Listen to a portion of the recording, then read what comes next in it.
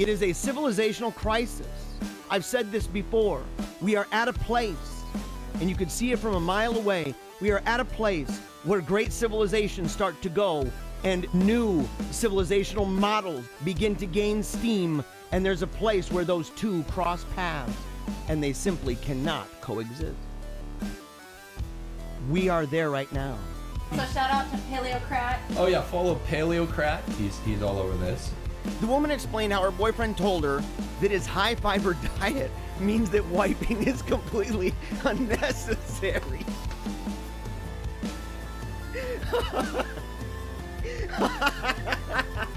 Oh my gosh, I'm seeing stars. They're worse than the people on the corner talking about the rapture's about to happen. It's an apocalyptic death cult. It's so demonic. I'm starting to think there's some kind of a conspiracy going on around here. Yeah, we are the Wolfpack, by the way, guys. I forgot to say that. Ow! It's good to see you. It's good to see you. You guys always get me riled up, wild and zany. It's so imminent. Everything is imminent right now. 12 years, 8 years, we're all doomed. But the great animal uprising of 2020 is happening all around. They're even starting to talk, dude. I've seen movies. They're just at this point pulling diamonds out of their rear end, which would be a fascinating ability, by the way.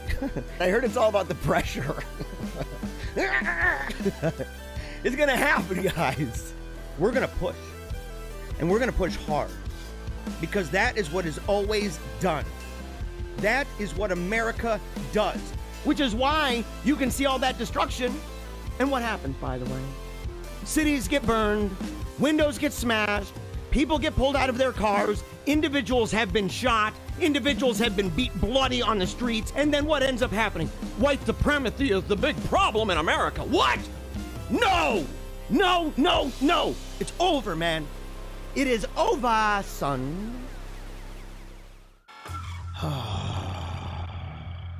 I think they're lying to us. And you know how we know this? Because they buy into everything. They spread fake news like crazy. Is this real, guys? 50-50. There are people out there that have physiques like that. You see them oftentimes in parking garages like valet drivers and stuff. If you want to be an ignoramus and try to do the fisticuffs, hit the road, Jack and Jacqueline and Karen. Oh, you're not based, dude.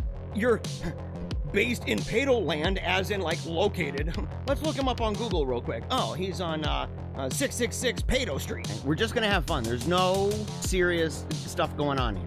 Oh, they're mukbang spiders. Why? Oh, holy crap. No. No, no, no. Do not flaunt that. That is not something to be proud of. There's been a big price tag for the sins that we've committed as a nation.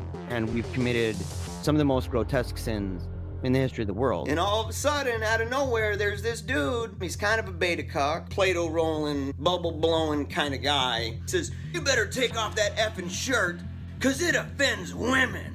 What an ignorant way of looking at the world. You're gonna be tossed to and fro by every whim and fancy of a culture that hates you. This dude thinks it's offensive to women that I don't walk around with my shirt off. It's easy to say how great we are, and I believe that we're truly great. On the other hand, we got Dr. Jekyll, Mr. Hyde. They have no connection with the past, other than to simply remind the past always how much they hate it, and to dance on the graves of the democracy dead. The rabbits are now dressing up as Nicolas Cage. Plastic surgery, I bet, probably from that stinking cat. And you're like, you don't do plastic surgery. And he says, look at the plastic surgery I did for the rabbit. We need to repent. We need to take a knee for Jesus. Paleocrat's using that argument again. Come on, son. That's good, wholesome American stuff. 5, 4, 3, 2, 1.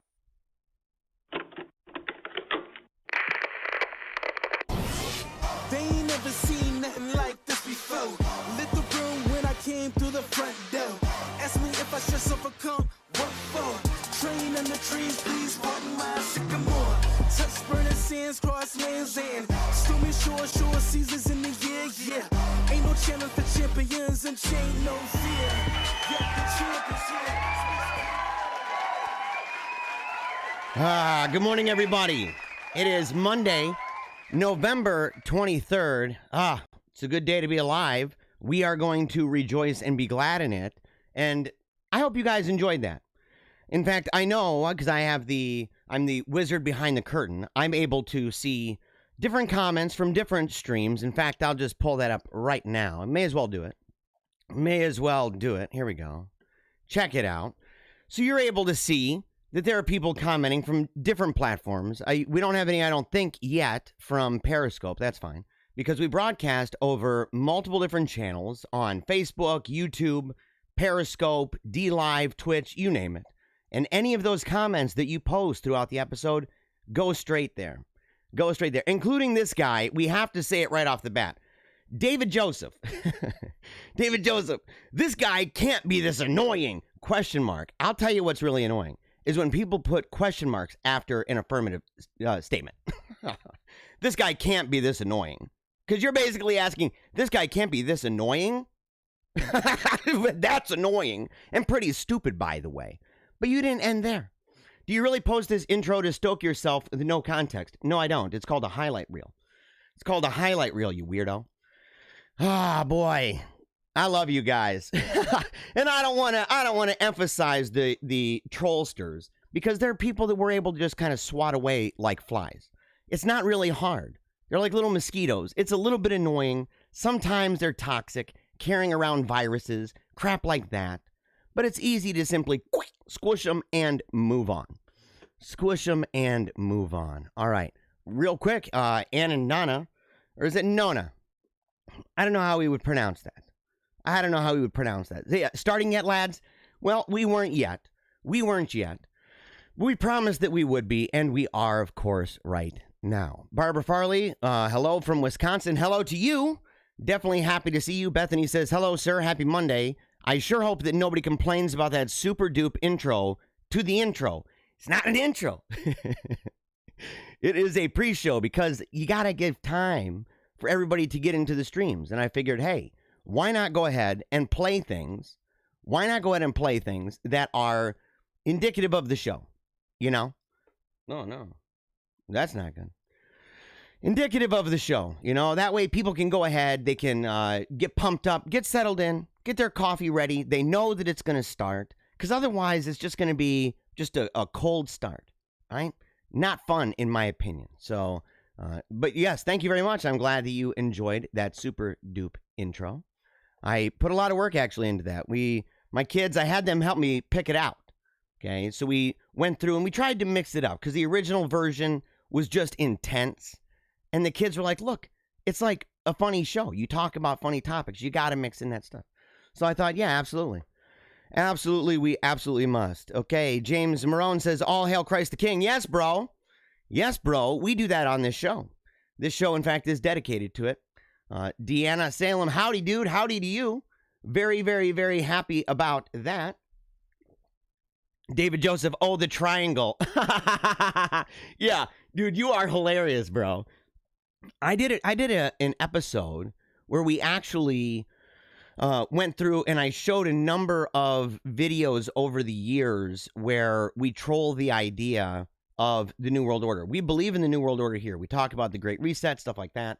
But people have actually called me a member of the Illuminati. I've been accused of being a Freemason. I've been accused of a huge Vatican plot where supposedly the Pope, and this would have been, years and years ago, the Pope would have come and talked to my parents and coordinated with them that they would raise me Protestant and I would be sent to a Protestant school and then I would convert to Catholicism later so that it would convince a whole bunch of people that they should convert. I've had conspiracy weirdos all around me for a very long time accusing me of crazy crap. And so we troll them back and we have a really good time with it. Plus, it's a really good picture. Just saying, totally a good picture. Thomas Miller, thank you so much for sharing this important video message regarding Papa Bergoglio cancellation Christmas. He, as far as that, well, for one, I say Pope Francis, right? I know what you mean by that. Now, did he cancel Christmas? Or did he cancel like public displays of it? Like what exactly? Because if you celebrate it, you're celebrating it. But we're going to talk more about the UK with that. If you've got a link, please send it to me. I would really appreciate that, no doubt about it. I've got my own criticisms. Okay, I'm not a cheerleader for Pope Francis, but at the same time, he is our Pope, and so I give him due respect that you would give to the office and to the person, in fact. But at the same time, there's been a lot of stuff. There's been a lot of stuff that I've been pretty critical of, and so yeah, we'll see here. We'll see here. So yeah, KMO says, "Show David Papa Francis." Oh, I know what you're talking about. You're no. I know what you're talking about, man. It might actually get a good mention on the show. It's going to be a whole bunch of fun. Okay, it's a video, guys. It's a video KMO sent me on Twitter. It's some sort of crazy psyop, dude. I'm convinced that you are part of a psyop. You've got to be. Some MK Ultra thing, man. Going back to my childhood, when the Vatican connected with my parents and they manipulated my mind as a baby with crazy images and open your eyes, boy. That kind of thing. Yeah, you're like my trigger. Like the Manchurian Candidate. You send that video and all of a sudden I'm in a zone. All right, Brian Parker, good morning. Wolfpack strong, brother. Wolfpack strong. Ailey's in the comments. Ailey's going to have to step out for a little bit. She's got to do a couple things here during the show, but she's in the comments right now. I don't know if she's over at youtube.com/paleocrat or if she's over at the much larger channel. I don't know if you guys knew this, but the last episode that we had, it had like 3,000 views in a day. Just on Holy Faith Media alone. Just on Holy Faith Media alone. So we're really happy about that. In fact, all of those, all the new episodes now, all the live shows, they're hovering around 1,000 now every single day. So for a show that just started, that doesn't really do much on social media and relies almost entirely just on listener support, stuff like that, we're really happy about that, actually. Really happy. Jenny DeYoung, coffee just poured. Nummy, nummy, nummy. Yes, but do you have a straw, Jenny? Do you have a straw? You need one, because today is going to be high octane. Angela says, good morning, my friend. Super excited for today. Good morning to you. Always very happy to see you. Yeah, Jenny's also apparently in Wisconsin. We have a couple people from Wisconsin tuning in. Kate is commenting from Nevada. Good early morning. Good early morning to you too, by the way. Yeah, Sandra says, sunny but cold. Yeah, it's sunny but cold here, by the way. It is sunny but cold here. That's why I got a sweater on. I woke up this morning. I said, goodness gracious. I need to get some of those nice slippers, like wolf slippers. That's what I need. I need some wolf slippers. Yeah, Debbie Womack says, I don't see a thing on the Pope. You talking about nothing on the Pope with Christmas? Yeah, I've heard anyway, and I don't, look, to be honest, I don't keep up with all the Catholic news in the world. It's not, this is not necessarily a Catholic news show. I mean, we talk about animal stories in the morning. The first hour of the show is basically animal stories, viral videos, goofy things. And then the second part, which is anywhere from an hour to sometimes 2, in fact. I think we've gone 3 hours and 15 minutes, I think, is the longest we've ever done. But the thing is we talk politics. We do talk about religion, but mostly within a cultural framework, kind of where we are in the world right now. And we talk about Christ the King. We talk about Catholic social teaching, stuff like that. But I don't emphasize a lot of the news that you might see, for example, on LifeSite. And they're allies. I mean, I love the people at LifeSite. I've been mentioned on there multiple times, in fact. I've had a couple videos that they've shown there, pictures of myself and even my wife, Ailey, that they've had on there. So, yeah. But we don't talk about all that stuff, We aren't like a news program in that sense. In a way, I guess we're what? How would you guys describe this? It's like a fusion of, to steal, we're going to steal something from vintage Glenn Beck, right? Vintage. We're talking, 2003. It's the fusion of entertainment and enlightenment. And it's the idea, I think that I brought along with me, because I'm accustomed to it, I brought along with me to the show the feel, right? Even the aesthetic in a way of a radio program. Okay, so I don't have a boom mic. I've got this mic right here, and the flow of it, the flow of it, the style of it, the way that you go from talking news to talking funny stuff to whatever, But I've also incorporated, of course, we incorporate pictures, memes, visual elements, and everything else. Oh yeah, man. Yeah, and Debbie's asking, sorry guys, but what did Pope Francis say about Christmas? Thanks for the clarification. Yeah, Jenny says fusion of everything. Yeah, hey, I'm bringing it all together, aren't I? I am bringing it all together because I've been at the front lines of everything, everywhere for a while now, and so we are really pumped up to see everyone here. All right, before we move on, because we have a lot to talk about, so you're going to definitely want to, remember, like this video. If you're watching it right now and you haven't liked it, please take the time to like the video.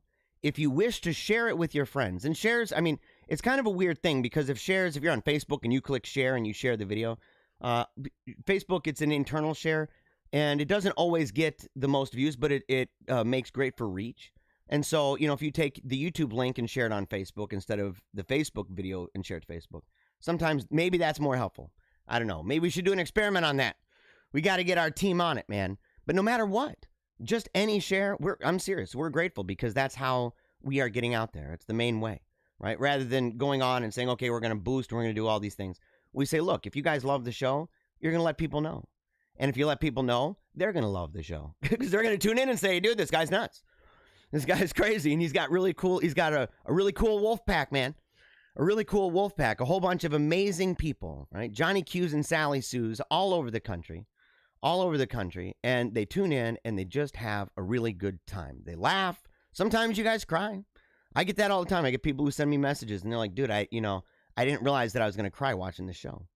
And so, yeah, make sure to go also, of course. If you haven't subscribed, make sure that you subscribe. So if you're watching on YouTube, subscribe there. If you're not subscribed to me, I am at youtube.com/paleocrat. And right here, you can find out all that information. In fact, I have to update this. I have to update the bio to talk about Holy Faith Media, which kind of shows I haven't updated the bio in a minute. I should have like a fall guy and blame the team on it and say, oh yeah, you guys, it's your fault. It's your fault. But if you go over here, this is the last thing. If you go over here, there are a couple things you can do. This is paleocratdiaries.com, and I'm sorry that it's enlarged here. But as you can see, you've got the contact page, or the connect page. Oh yeah, look at that. Thoda Popinski. We mentioned Thoda Pop before. Thoda Pop is our Russian bot troll in residence. And he takes all of the hate mail. In fact, you can call Thoda Pop directly.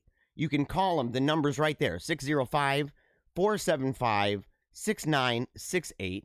And you can leave, I think you can actually leave a message. If he doesn't answer, you can leave a message. And it's got, oh man, my phone number's still on there. Oh no. My phone number's still on there. It's got to come off, man. It's got to come off. And then, of course, my secretary right there, man. There's Ailey. There's Ailey eating an ice cream cone. Love that girl. Oh, man, she's hot. Okay. And then, of course, if you want to become a member, you can subscribe down at the bottom of the page. But if you'd like to become a member, we've made it easy. And we're hoping we can count you in. $5 every month, become a bona fide member of the Paleo Naughty, and you'll have full access to super secret additional content, which will probably, I got somebody that says they can help me figure out to do the members only page, make it really dynamic for the site. But until then, we're going to have to crank open the old Patreon. We're going to have to figure out how to, so there's some things we got to do. And the last thing is right here. Check it out. I've mentioned this at the end of every show. May as well just mention it now. And then we're on to the races with the funny stories. So if you want your friends to wake up with some laughter, they got to tune in in 1 minute. So interviews, donations, they're welcome. You can book now. You can also book public speaking. I've spoken at different colleges, universities, churches, different clubs and small groups, stuff like that. Man, I keep having issues with this battery. Keep having issues with the, there we go, connected. With the mouse here. Yeah, might have to have Ailey. If she's listening right now, I may have to have her come down. So, okay, guys, we're moving on. We are moving on. I got some videos. Where's the one, man? I got one from a friend of mine. Oh, okay. I don't know if to trust this friend, man. I don't know to trust this friend. Because they're the ones that sent me the video of the cooking. The spider cooking. So these, my friends, for some reason, man, they're really into these cooking videos, and they watch these really weird ones. Okay, they watch really, really strange videos about cooking. And this one, apparently, is by, let's see, what is mouth cooking? I don't know. I mean, have you guys ever even heard of mouth cooking? Mouth cooking? I have not. And so I'm kind of interested on what this is. It kind of grossed out at even thinking of the idea and seeing her mouth like that. I don't know. It kind of reminds me of like a mama bird. You know what I'm saying? By the way, Jenny DeYoung says, do I have to follow the paleo diet to become a member? No, you do not. I've only tried the paleo diet for a second. And you want to know the truth? I came up with the word paleocrat, right? I am a wordsmith on that bugger. I coined that bad boy. And so created the word. It's a fusion of two different words, meaning the ancient rule or the old order, the old law. And created it, used it as a moniker for a couple years. And next thing I know, out comes a book called The Paleo Diet. And when that happened, everywhere I went, I tried looking stuff up, and all of a sudden paleo diet is everywhere. And then I get all these messages. Hey, man, can you teach me more about the paleo diet? What kind of recipes do you use? I'm like, bro, I don't do it. I don't do it. So, all right, here we go.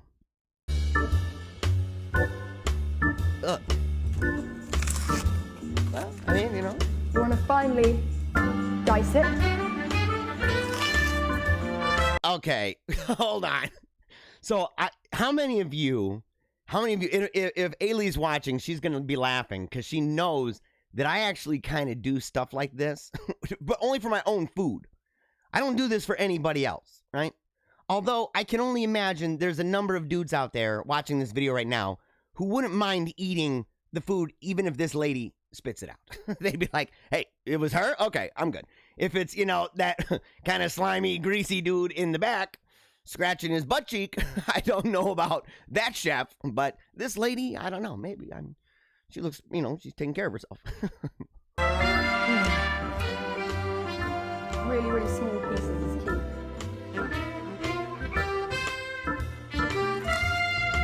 Did she really come up with that? And peeling onions, no. I don't know about that, man. I don't know about that. Well, she's going to start crying. In this video, you're like, oh, and they're like, dude, she's so dedicated to what she's doing. She's really in it. It's in the moment. Nah, man. She's chomping on onions. She's chomping on onions, dude. Robbie from Texas, you wouldn't eat the food if Mama Bird here spit it out, Robbie. Is that what you're saying? Robbie from Texas. And by the way, Robbie, dude, it's nice talking to you. In your mouth, chop it up a bit further and get it out so we're getting nice. Oh, okay. It is Mama Bird stuff. She chews it. Okay, I don't do that. I don't do that. I was saying, oh, I do this. No. I do not do that. You know, I might break something up, like a carrot or something. You know, if I don't have a knife nearby, or maybe if I'm just simply too lazy to go grab one, I will grab the carrot and I'll just do that, and, you know, goes into my salad or whatever. I don't eat salad. What am I talking about? It goes into my pot roast. I'm like, salad? Whoa, what am I talking about, dude? No, pot roast. I'm eating some pot roast, you know, or something, and kind of biting it up, chewing it up, doing stuff like that. That makes a little bit of sense. Biting up the chicken, stuff like that, putting it into some broth, but chewing it up for consistency, and then no, not doing that, man. Even pieces.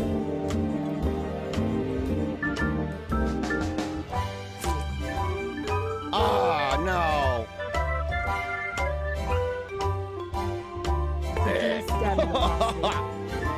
And parsley, that's unnecessary. That's not even necessary at that point. Oh, yeah. Why are you doing this, lady? Why are you doing this? What's going on with you? I'm going to finally dice a handful.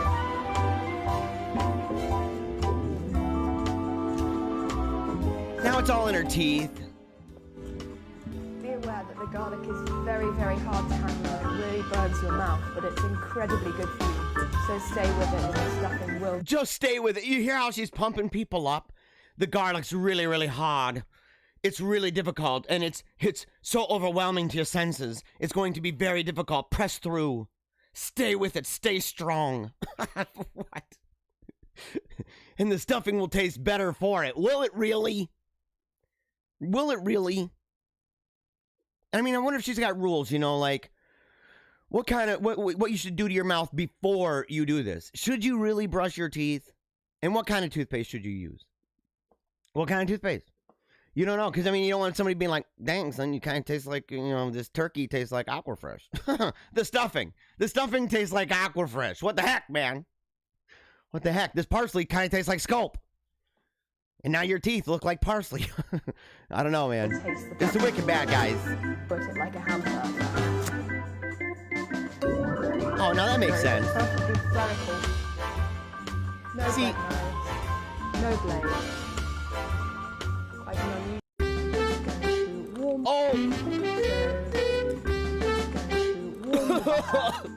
With the cozy insides of my mouth. Dude, I'm serious. That's making me gag. Why? Oh my gosh, dude, that's like making my eyes water.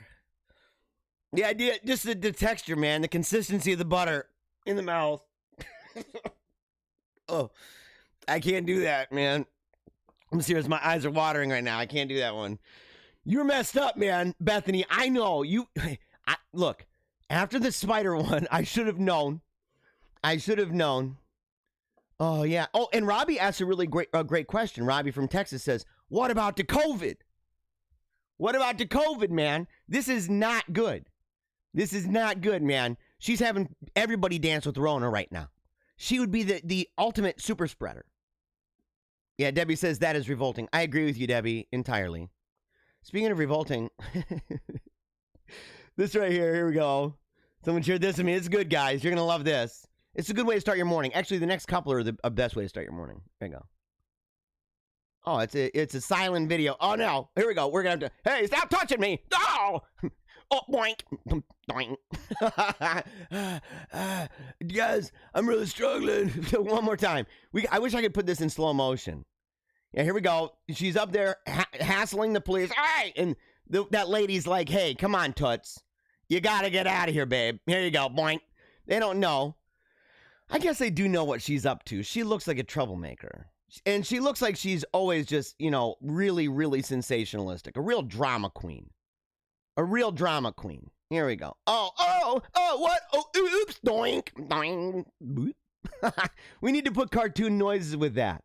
And then look at her. She's all sprawled out. People are backing up. She's like, did you see how they shoved me? Oh, man. I've seen worse flops in the NBA. I'm not gonna lie. Yeah, Bethany says you're welcome. Yeah. Did I say thank you, by the way, Bethany? Did I say thank you for that? I don't think I did, Bethany. Shelly says, wow, I'm definitely never going to her house for dinner. Yeah, keep an eye out. If you get an invite and you show up and you see that lady, you know what you're in for. And yeah, Robbie says they just got Governor Murphy outside of New Jersey. Basically, he pulled a Gavin Newsom. He put his mask on in the end. I know, I saw the video. I think we've actually got it. They're going around, all these governors, man, they put on these lockdowns like crazy. And then you walk by and you go by these fancy restaurants. And oh, lo and behold, there they are. And what's stupid, was he outside? Was it outside and he's in close proximity? And here's where, I'm glad for those videos, but it kind of reinforces a problem a little bit. And that is that, number one, we shouldn't have an issue with that. You go out to eat, you're sitting with your family or your close friends, and you're all around a table. You're not socially distanced, and you're outside not wearing masks, eating food. And that should be fine. The only reason why that video is good and why people should check it out is because that guy's a raging hypocrite. He's an elitist sicko, man. And you have to, you can't just walk by and go, well, that's a bummer. No, you have to shove that in that guy's face. But you have to make sure that when you pitch that, you say he's doing what we all should be doing. And in fact, that he knows it. Okay, morning in the movies. You got, all the people, they're super pumped up here. You got the mom and the dad. You got the boy drinking the milk. You got the woman saying, oh, yeah, it's a beautiful day. Oh, isn't it great? And it's like, oh, yeah, man, it's totally dope. It's totally dope, man. And yeah, morning in real life. Okay. Oh, yeah, and look at the school with the kids. And they, oh, yeah, or it's just a bus, I guess. Is that a school bus? And there's a lot of parents on that bus. I don't know what's up with that. Yeah. Okay. In real life. But hey, the bottom left, that's good, man. The bottom left, I wish I could even zoom in closer. Maybe I can. Oh, yeah, there we go. Oh, no. Yeah, you see that? It's got that nice orange, kind of a pinkish purple, going up to a dark purple. I love those mornings, man. I love mornings like that. What's this? Porsche driver hits SUV, okay, and then lands on another car while attempting to park. Obviously, this person's struggling. Obviously, they're struggling. What's the worst parking job you guys have ever done, by the way? What's the worst parking job you guys have ever done? And do any of you, and I hope you say no, man. I hope you say no. Are any of you guys the type that you own, a huge honking car or a huge honking truck, and you park way over the line on purpose? And it's obvious, man, and it's always the big ones. I've never seen, like, a small car. I've never seen a small car do this. It's always big cars doing this. And, man, it's annoying. It is annoying. But the worst, I guess we'll watch the video, and then I will tell you the worst parking that I've ever done. It was really bad. I'm not going to lie. It was real bad. So, okay, here we go. We are going to scooch this bad boy over.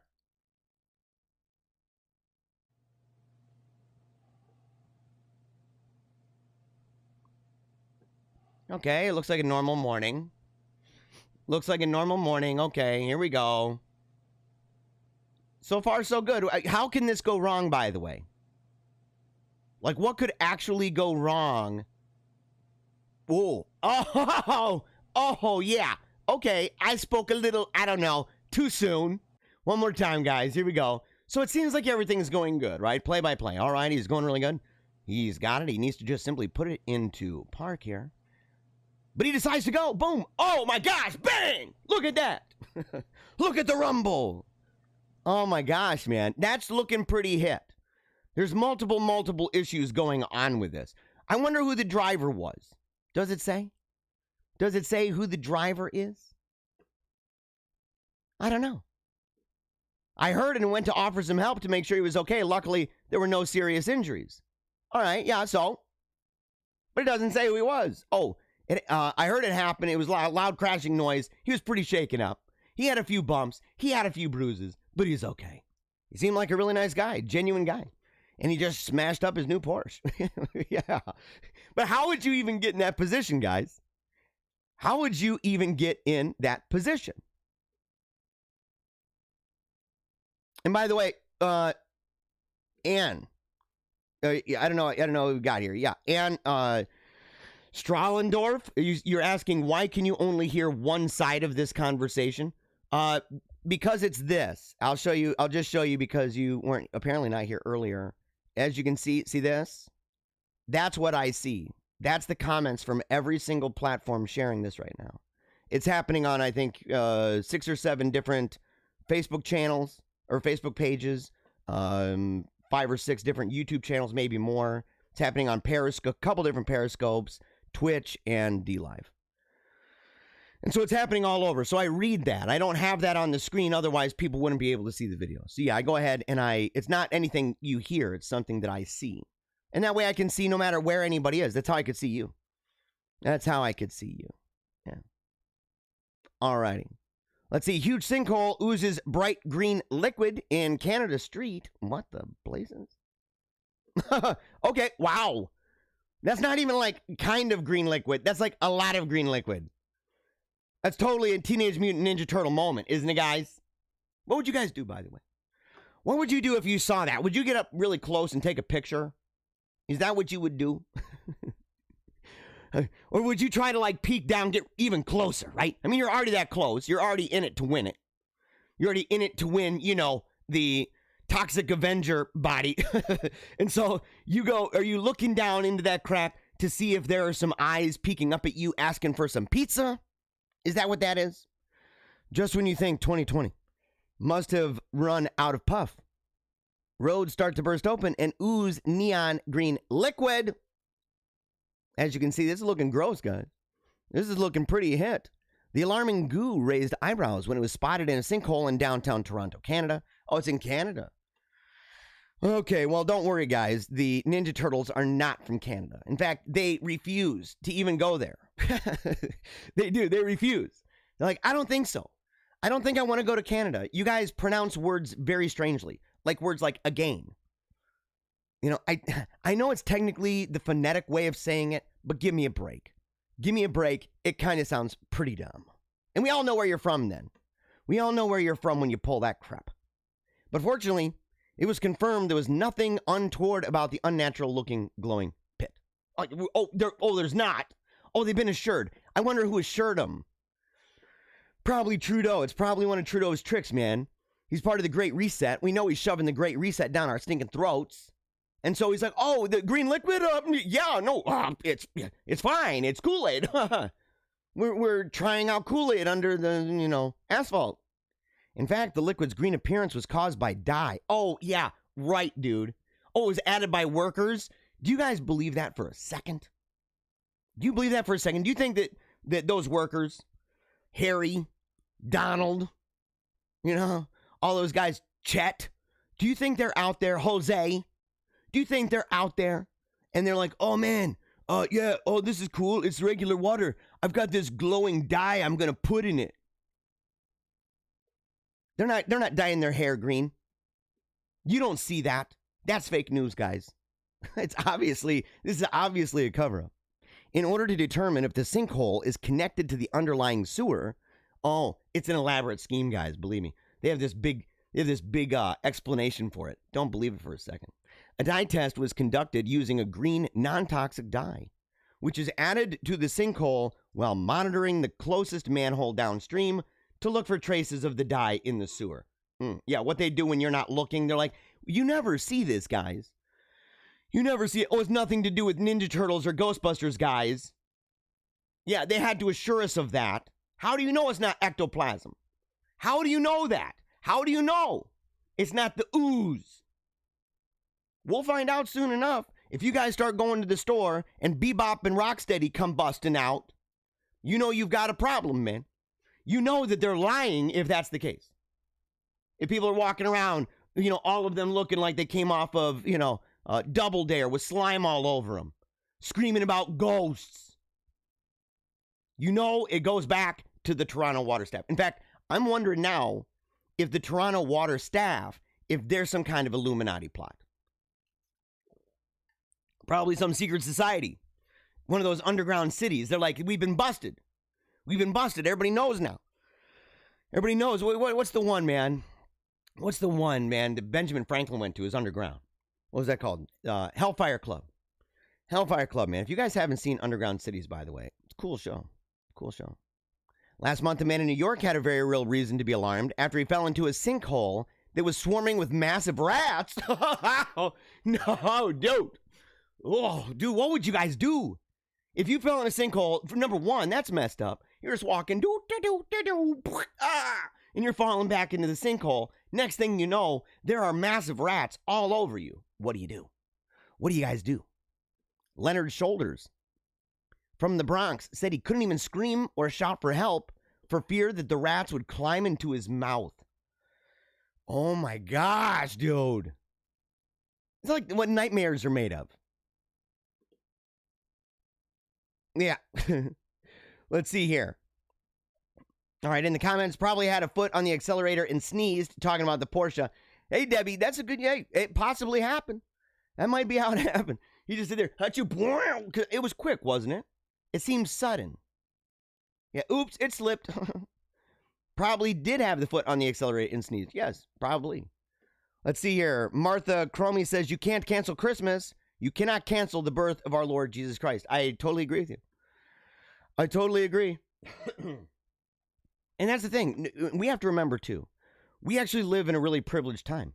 And we have for a very long time. And I'm using that in a historical sense. I'm not using that in the sense, talking about white privilege and crap like that. But simply to say that if you look back, we're at a place where, it wasn't always the case that we were able to be so public about our celebrations.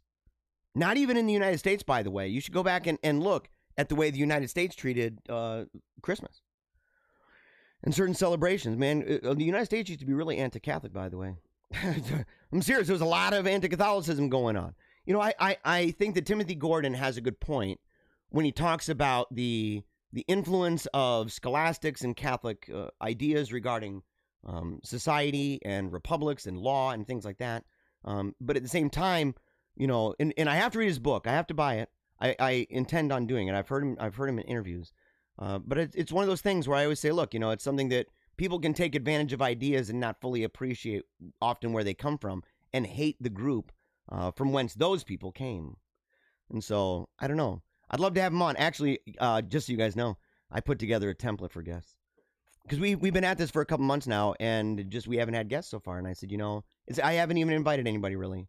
I haven't reached out to anybody and asked them. I've said that I'm planning on it, but I didn't do it. And so I worked with my wife last night. She called me on Zoom or on Skype, and we were putting it together to see what it would look like on a page. And so, in fact, I can go ahead. I'm going to show you real quick. Check this out. It's going to be a whole bunch of fun. Just so I can show you.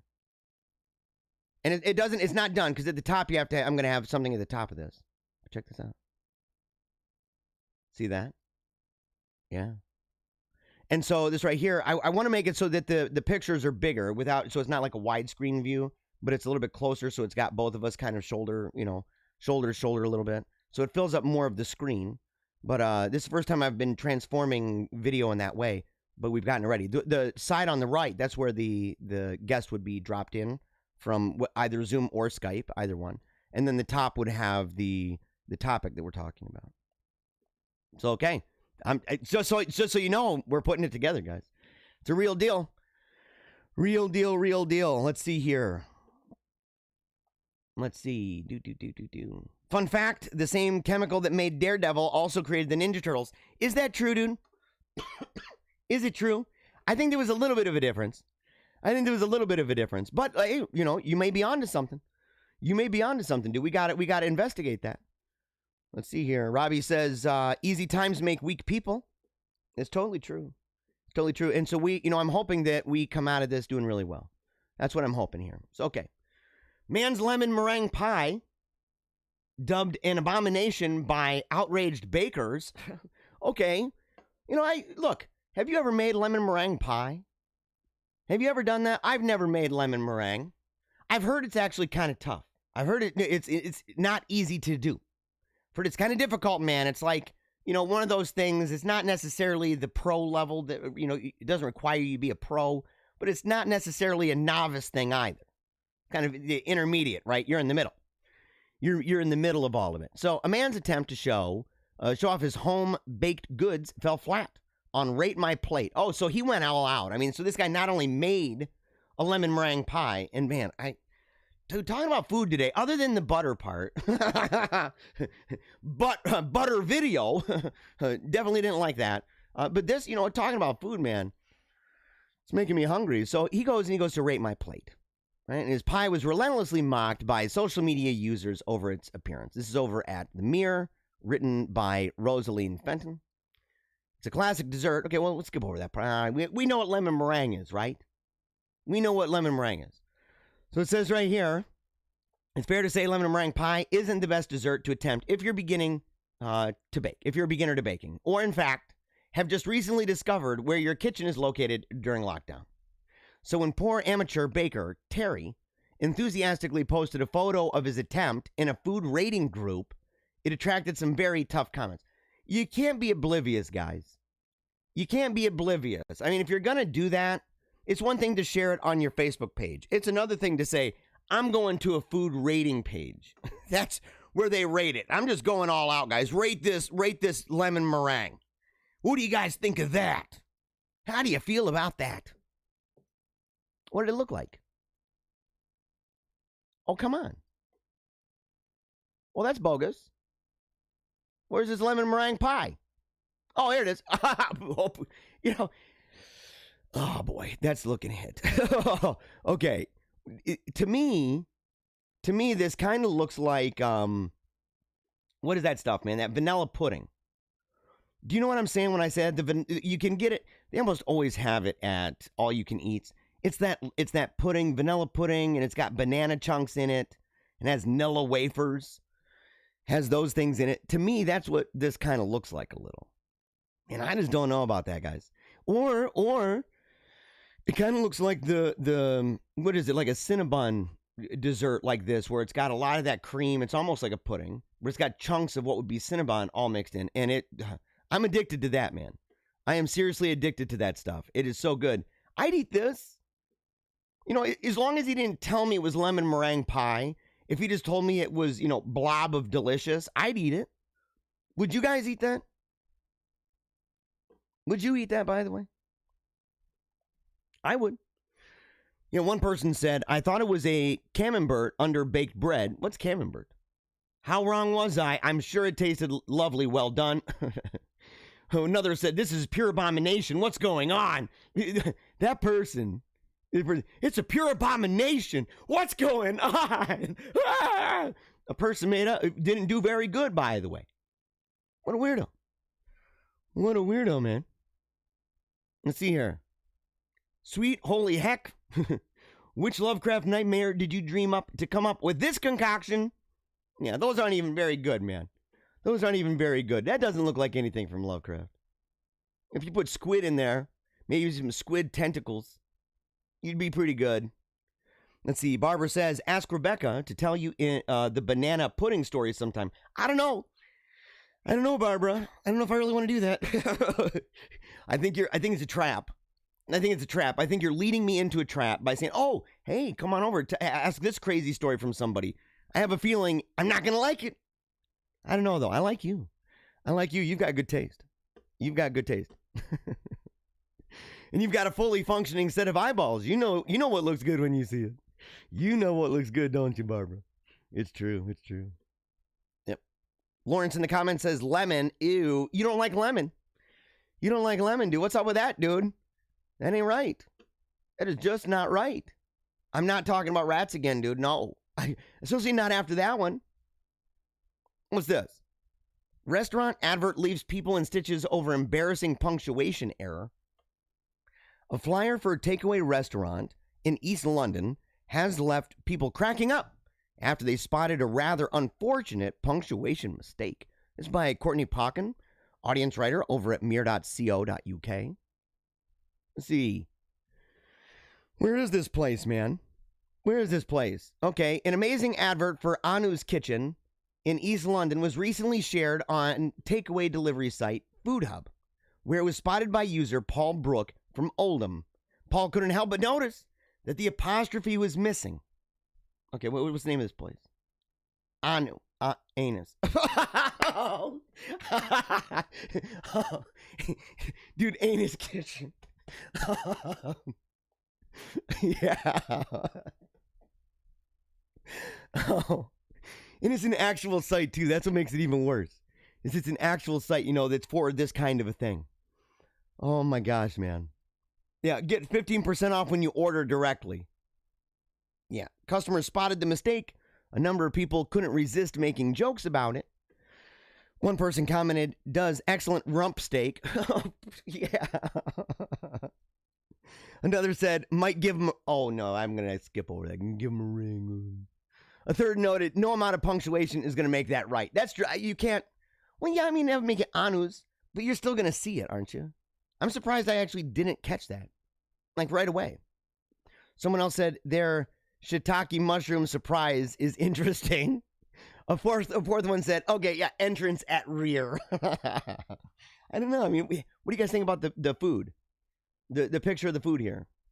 I don't know. This is looking bad, guys. This is actually not looking good. Oh, there it is. Anus Kitchen is now available. Dude, this is not good, guys. This is real bad.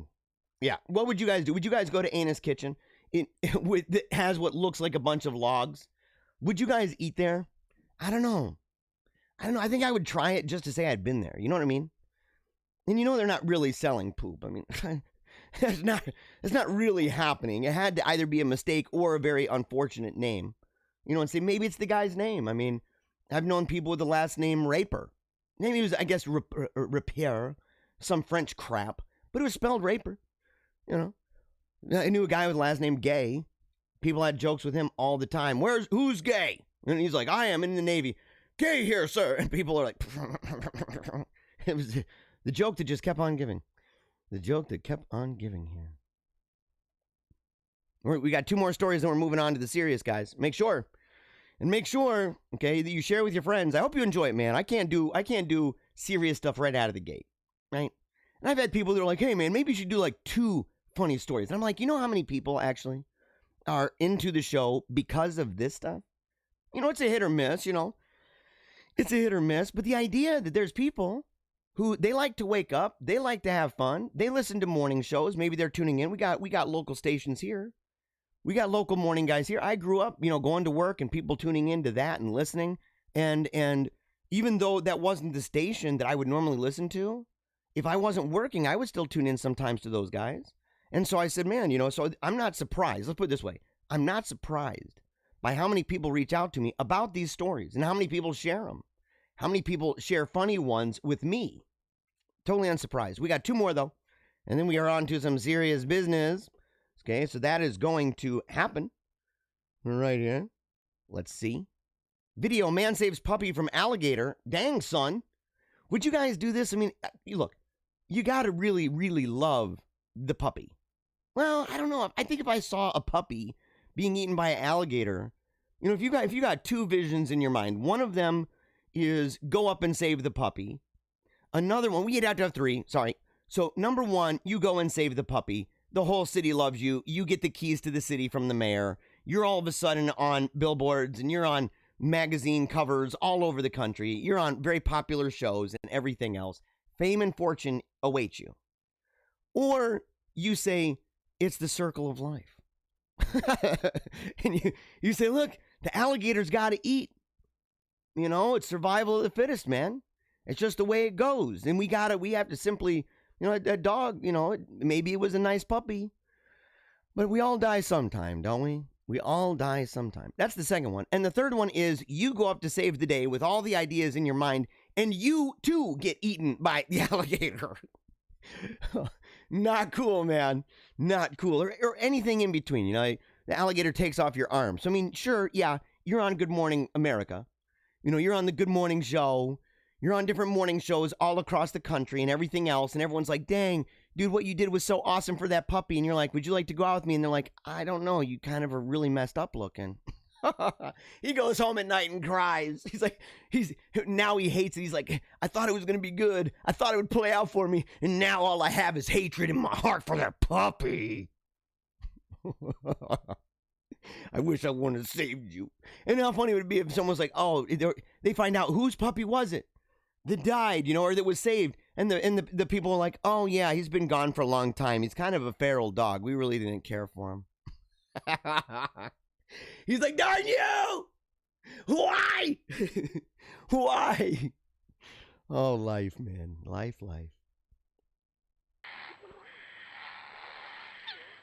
Oh, dude, hold on. Okay, so this is him in the water. Who's recording this, man? Who's recording this? Oh, dude. Ooh, that dog is straight up in its mouth. Like, oh, this is not good, man. Guys, I really hope we don't have like a Saving Private Ryan moment, you know, where he's dragging that dude on the ground and his legs are not, you know, with him. I don't want to have this with the puppy, dude. That's not a way to start your morning, guys. This has to be heroic. Come on. Come on, bro. Come on. Save the freaking dog. Come on, dude. Oh, now get out. Get out. Oh, it doesn't show him get out. Did he live? Okay, Richard Wilbanks says adrenaline and his instinct kicked in when the alligator grabbed. Oh, it's his dog. Okay. Okay, his dog Gunner. Okay, a dog named Gunner, little pup, little tyke. Save him, man. You are the man, Richard. And then he died. No. He says he had just one little puncture wound. The dog. Okay, one little puncture wound. It was just a flesh wound, guys. It was just a flesh wound. He says, my hands were just chewed up. Gunner's doing fine. Apparently, he's just messed up. He's messed up. He says, I would like to emphasize for people that have pets is to make sure that they keep them away from the edge of the water. Ah, totally true, man. Totally true. All right, I'm kind of divided, man. I'm kind of divided over the last goofy story because we're coming up here at the end of the first hour.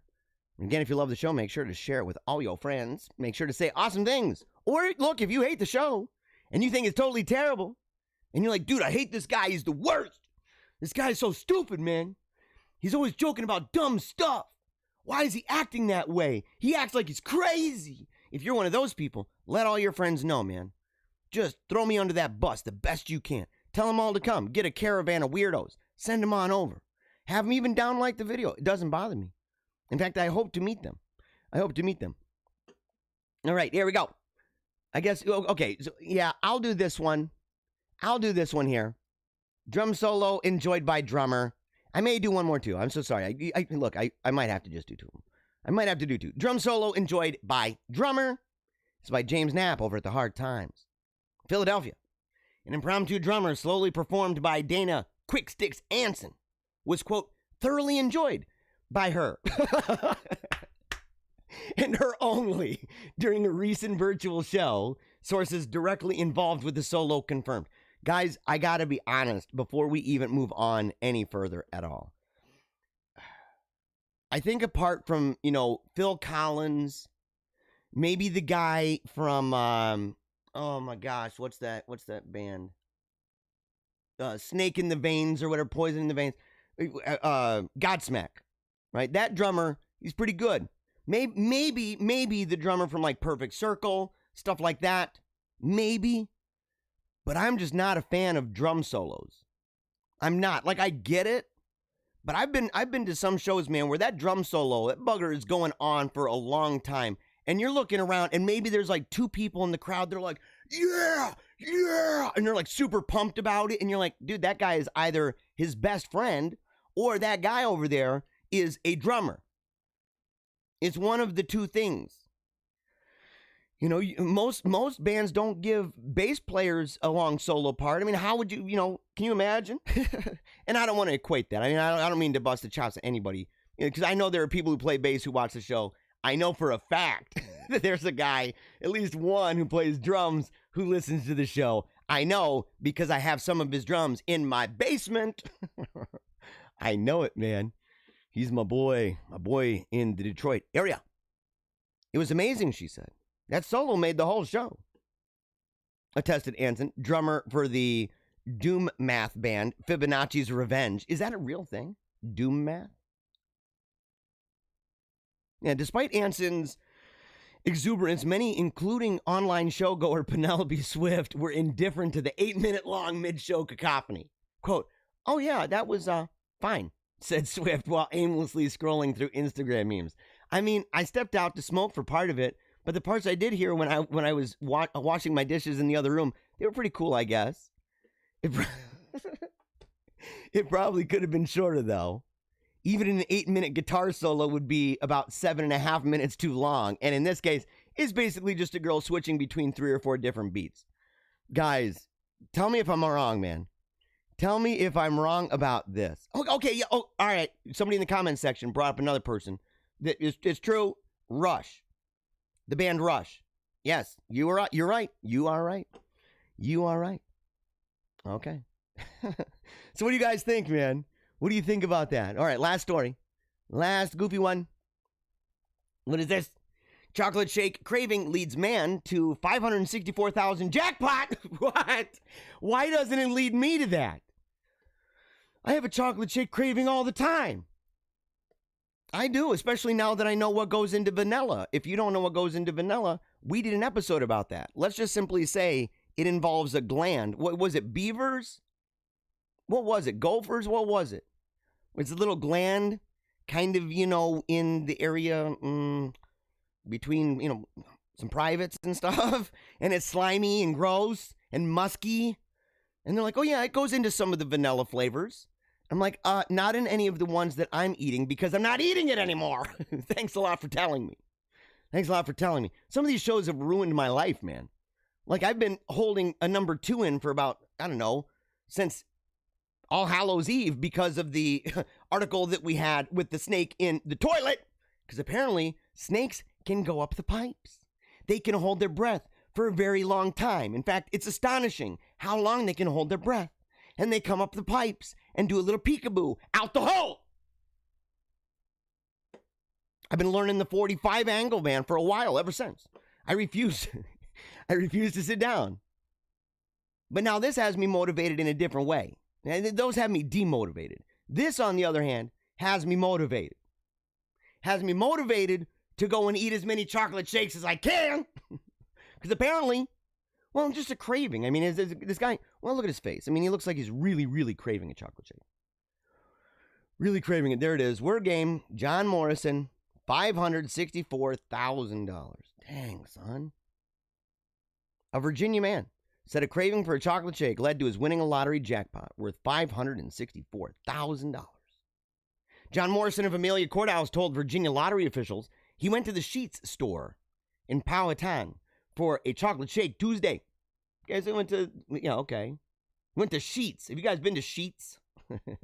My family, they live in Pennsylvania. They have Sheetz down there. Well, in the store, he bought a ticket for that night's Cash 5 with an easy match drawing. Everybody's been talking about this new game, he said. As he claimed his prize, you got to be in it to win it. Okay, he says that he doesn't have plans, but he's considering a new car. You know what his plans are? He's going to blow it. Statistically, guys, isn't that just the case? How often is that not the case? How often is that not the case, man? All right, real quick, in the comments, we're going to have to get this, I want to get this other video ready as well. So I'm actually going to look up, because I've been showing a video. So I've been showing a video here. Let's see here. Showing a video of my children's school. Sorry about that. So we're going to go ahead and play that here in a moment. But, you know, let's go to the comments first, though, okay? Before we go on to the serious business. Yeah, right here. And just so that people know, too, because as I said, there are some people who are like, oh, what's this guy doing? Is he really talking to people? I'm like, yes, of course I am. I'm not making people up. Yeah. Oh, my gosh, man. Yeah. Jenny DeYoung says, rest in peace. Yep. I know what you're talking about. Yep. Okay. Jenny, I'd be uber rich if that were the case with cheesecake. Okay. If you were craving cheesecake and you were, if that was what made you win, was your craving of cheesecake. I've got some cheesecake upstairs right now and I haven't eaten it, you know, because I've been doing different things because I'm waging the jihad on fat. Trying really hard, man. Trying really hard. Trying to get down that, you know, mega fit sculpted body. Because right now I am in shape. It's just one that I don't like. It's a shape that I don't particularly love. And by don't love it, I mean, you know, I got the dad bod going on. Totally 100% true. Let's see. Angela Bannister. What about Dave Grohl? Yeah. Dave Grohl, man. Yes. Okay. Yeah, I mean, you guys can point out people. Dave Grohl, yes, obvious. Obvious. Teresa said beaver butt glands is in raspberry flavoring. It's in vanilla flavoring, too. Is it really in raspberry as well? We did an article about how it's in vanilla, or how it has been in the past. Okay, James asks, you prefer guitar solos? Yes, because normally guitar solos are pretty short, and normally they're mixed in with the song, and so it's kind of like, you know, verse, chorus, bridge, you know, and you got a solo mixed in there kind of thing. You got some riffs and all that. And solo, yeah, normally, yes. Let's see here. Yeah, someone said that the guy looks like Steven Seagal on a bender, the dude who won all the money. Well, hey, now he can actually get enough, he has enough money to do plastic surgery to actually look like Steven Seagal. Oh, man. And Ailey for confirmation, or just in case someone doesn't know, which I don't know anybody who'd be like, who's that? Dave Grohl was the drummer of Nirvana, and I think he does drum challenges. Yeah, I think so too. He was the drummer for Nirvana, but he's a lot more than that. A Foo Fighters guy. He's been in a whole bunch of stuff. Wasn't he in a super band? All right, here. Okay. We're moving on. Remember, if you love the show and you want to share any of these funny stories with your friends, make sure you can go back, check out the articles. I try to make sure to say either where they're from or the name of the author, and we try to give credit to where it's due, because this is what these people are doing every day. And it's one of those things, you know, I'm really grateful every day for the stuff that people are doing, because that's part of the whole shtick here. It's part of the entire shtick. Go ahead and transfer this over. It's part of the entire thing, because we believe that every single day we should rejoice. Every single day we need to acknowledge that we are alive and be glad that we are, and howl at the sun, to howl at heaven every single day, asking for grace and love and mercy to pour out from heaven and all of God's blessings upon all people, and that we give our absolute best, realizing that in fact we are part of that outpouring. We are those raindrops that are bringing nutrients to the ground and allowing it to be in an environment of the soil environment, the earthly environment, wherein good and life can grow and flourish. And that's what we are. And so every single day we commit to this endeavor, working super hard. Most of the people who tune into this show are just everyday Johnny Q, Sally Sue. I know I say that all the time. I say this is a show for Johnny Q and Sally Sue public. This is a show that is for those who, for maybe their entire life, those middle American radicals, those deplorables, those irredeemables, the group that the elites loathe, and in fact, they're allies that they use, by the way, but they're allies, many of them, in the lower class, right? So we're kind of sandwiched in between. We're sandwiched in between, although we are a significant amount of the people at the bottom, which makes it even more offensive. How many of you guys really struggle every single week to make sure that ends are met? How many of you, every single week, you got to wake up and you don't want to? You don't want to wake up so early. You don't want to go work for that same, douchebag manager you've got. You might think that they're a real clown. You might not like what you do. You may have said, I went to school to do, a totally different thing, something that I thought was going to give me great opportunities in life. I wanted to travel. I wanted to do this. These were my dreams. But life didn't play out that way. And you could have gotten sad. You could have gotten mad. Maybe you have been.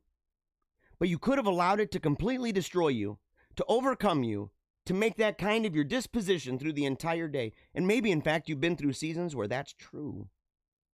But not anymore. Not when you tune into this show. Because we make sure, number one, you're going to laugh. Number two, you're going to get on fire. You're going to get pumped up. And the way that we do it here, it's super simple, guys. The way that we do it here is we rejoice because it's the day that the Lord has made. Because we resolve in our heart to do a few things every single day. And these are easy. These are easy. You can make them a hashtag. In fact, my daughter already did. Never give up. Keep on smiling. And memento mori. Remember that you shall die. Remember death. Because then you'll use every bit of energy that you've got. Everything you've got. Your heart. Your mind. Your spirit. You will use all of it to the best of your ability every single minute of every single day. And I begin, and many of you begin, thank you, by the way, alongside me right here, right now. And so raise your glass high. Doesn't matter what it is. I drink coffee. Raise it high, kids. We got to get it way up there. I don't care where you are. If you're at work, it doesn't matter.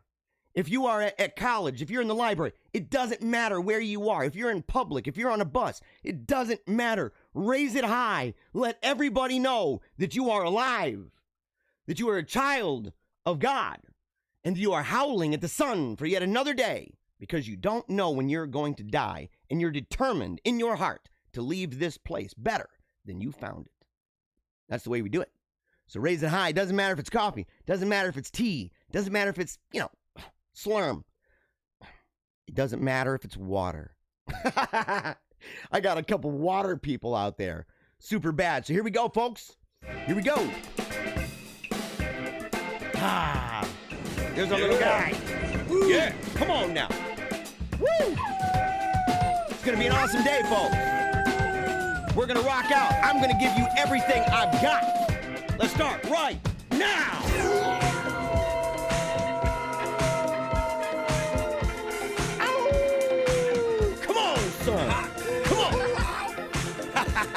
What? Yeah. Here we go. Everything you got, folks. No fear. Never give up.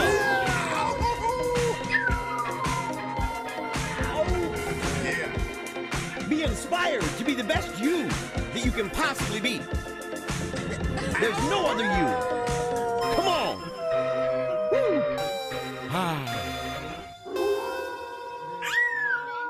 Oh, I love the little guy. Every single day, it gets me super psyched. Every single day. I love my little dude. I love my little dude, man. I love my little guy. Now, oh, did I? Oh, no.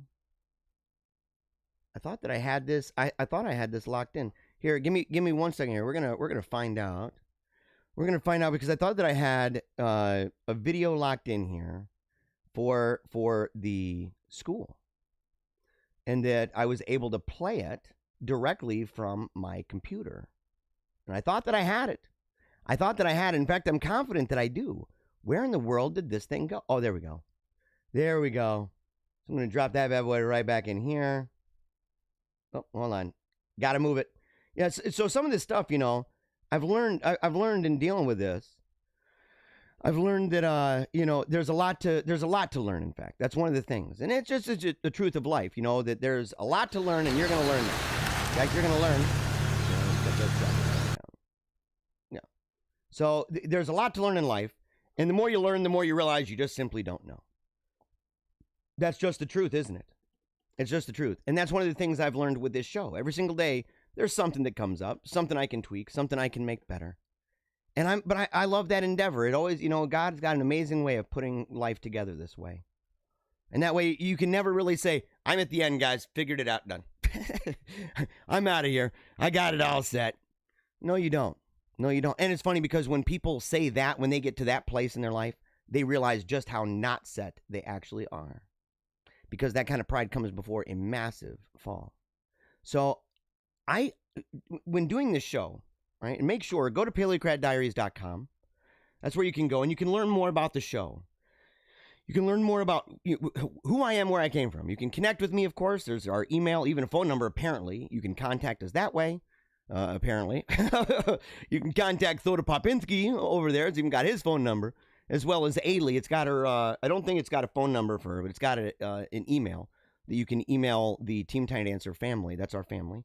But you can learn more about our story and see different things and realize that the reason why we do what we do, right? When we go to work, we're not only fleshing out our gifts and our talents. God gave them to us. So we make sure when we, you know, when we're living this life that we're doing our best to try to discern and say, God, what do you want us to do?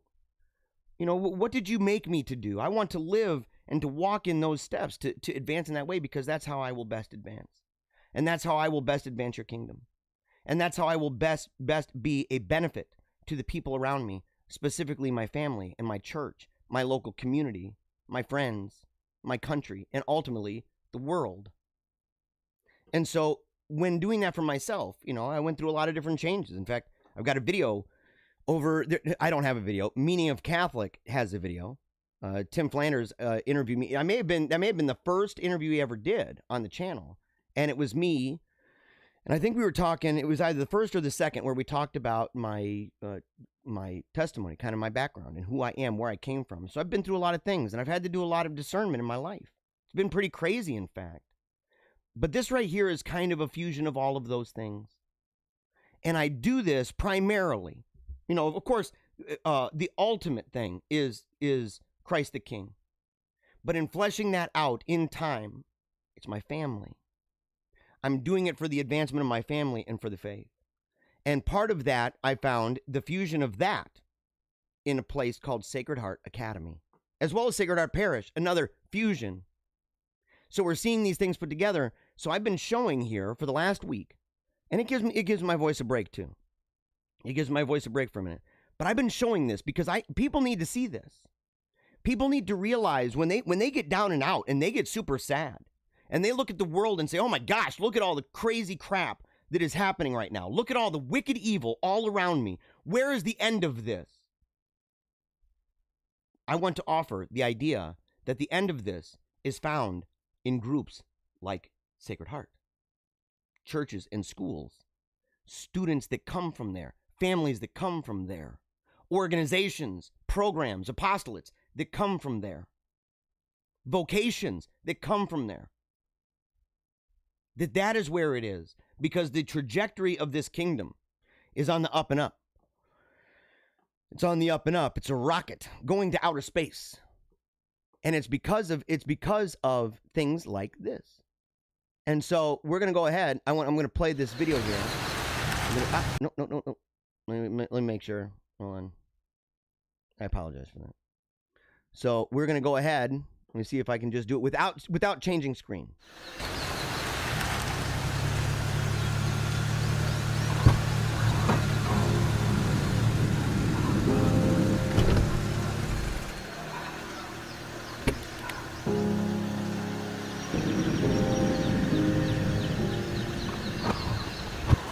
You see me in my uniform,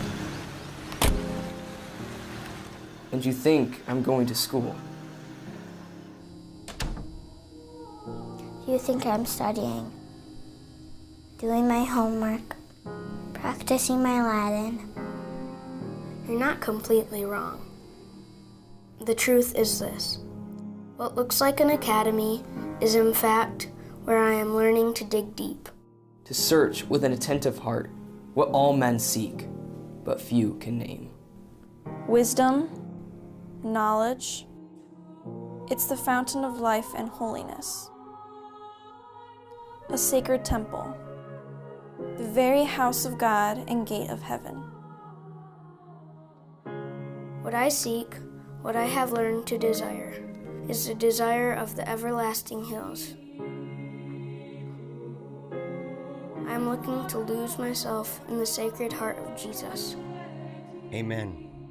It may look like I'm going to school, but in truth, I am learning to chase after my Savior, And the same is true going the to King work. and center of all hearts, And I will not rest Until I take hold of him. who has already taken hold of me. Thank you, Jesus. Thank you, God. Give it all you've got today, guys. It might look like you're working.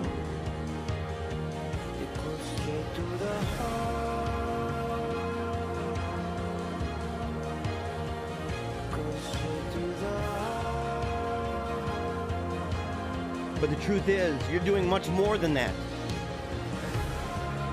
You're giving everything you've got, this one life you have, and you're giving it for a Savior who gave his life for you. You're giving it for a Savior who gave his life for you. And I, as I said on the last show that I did, I don't always talk about this kind of thing. But I think it's important for, especially, it's always important. And it's something maybe I should have been doing the whole time. But the truth is, we're living in pretty tumultuous times right now. We're living in evil days. That's why I've said we've got to make music. We must sing. We have to be excited. We have to be happy warriors. We need to be out there giving our best and our all. We must do this. And we must talk about the core message. And that's Christ crucified. The fact that we are sinners. People have all different reasons for why the world is turning out the way that it is. And there's a lot of proximate reasons why. We can look at all of the problems, and we do on the show. We're going to do it for the next hour and a half. We do it on the show. We talk about the Great Reset. We talk about the New World Order. We talk about jobs going over to other countries. We talk about America last. We talk about interventionism, war, imperialism. We talk about these things. We talk about the effect of social media on people. These are all proximate, guys.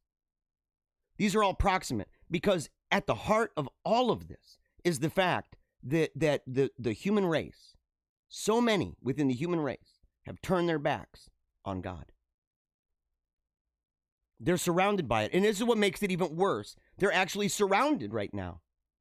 They're surrounded by churches. They're surrounded by Christian bookstores. They're surrounded by Christian radio stations.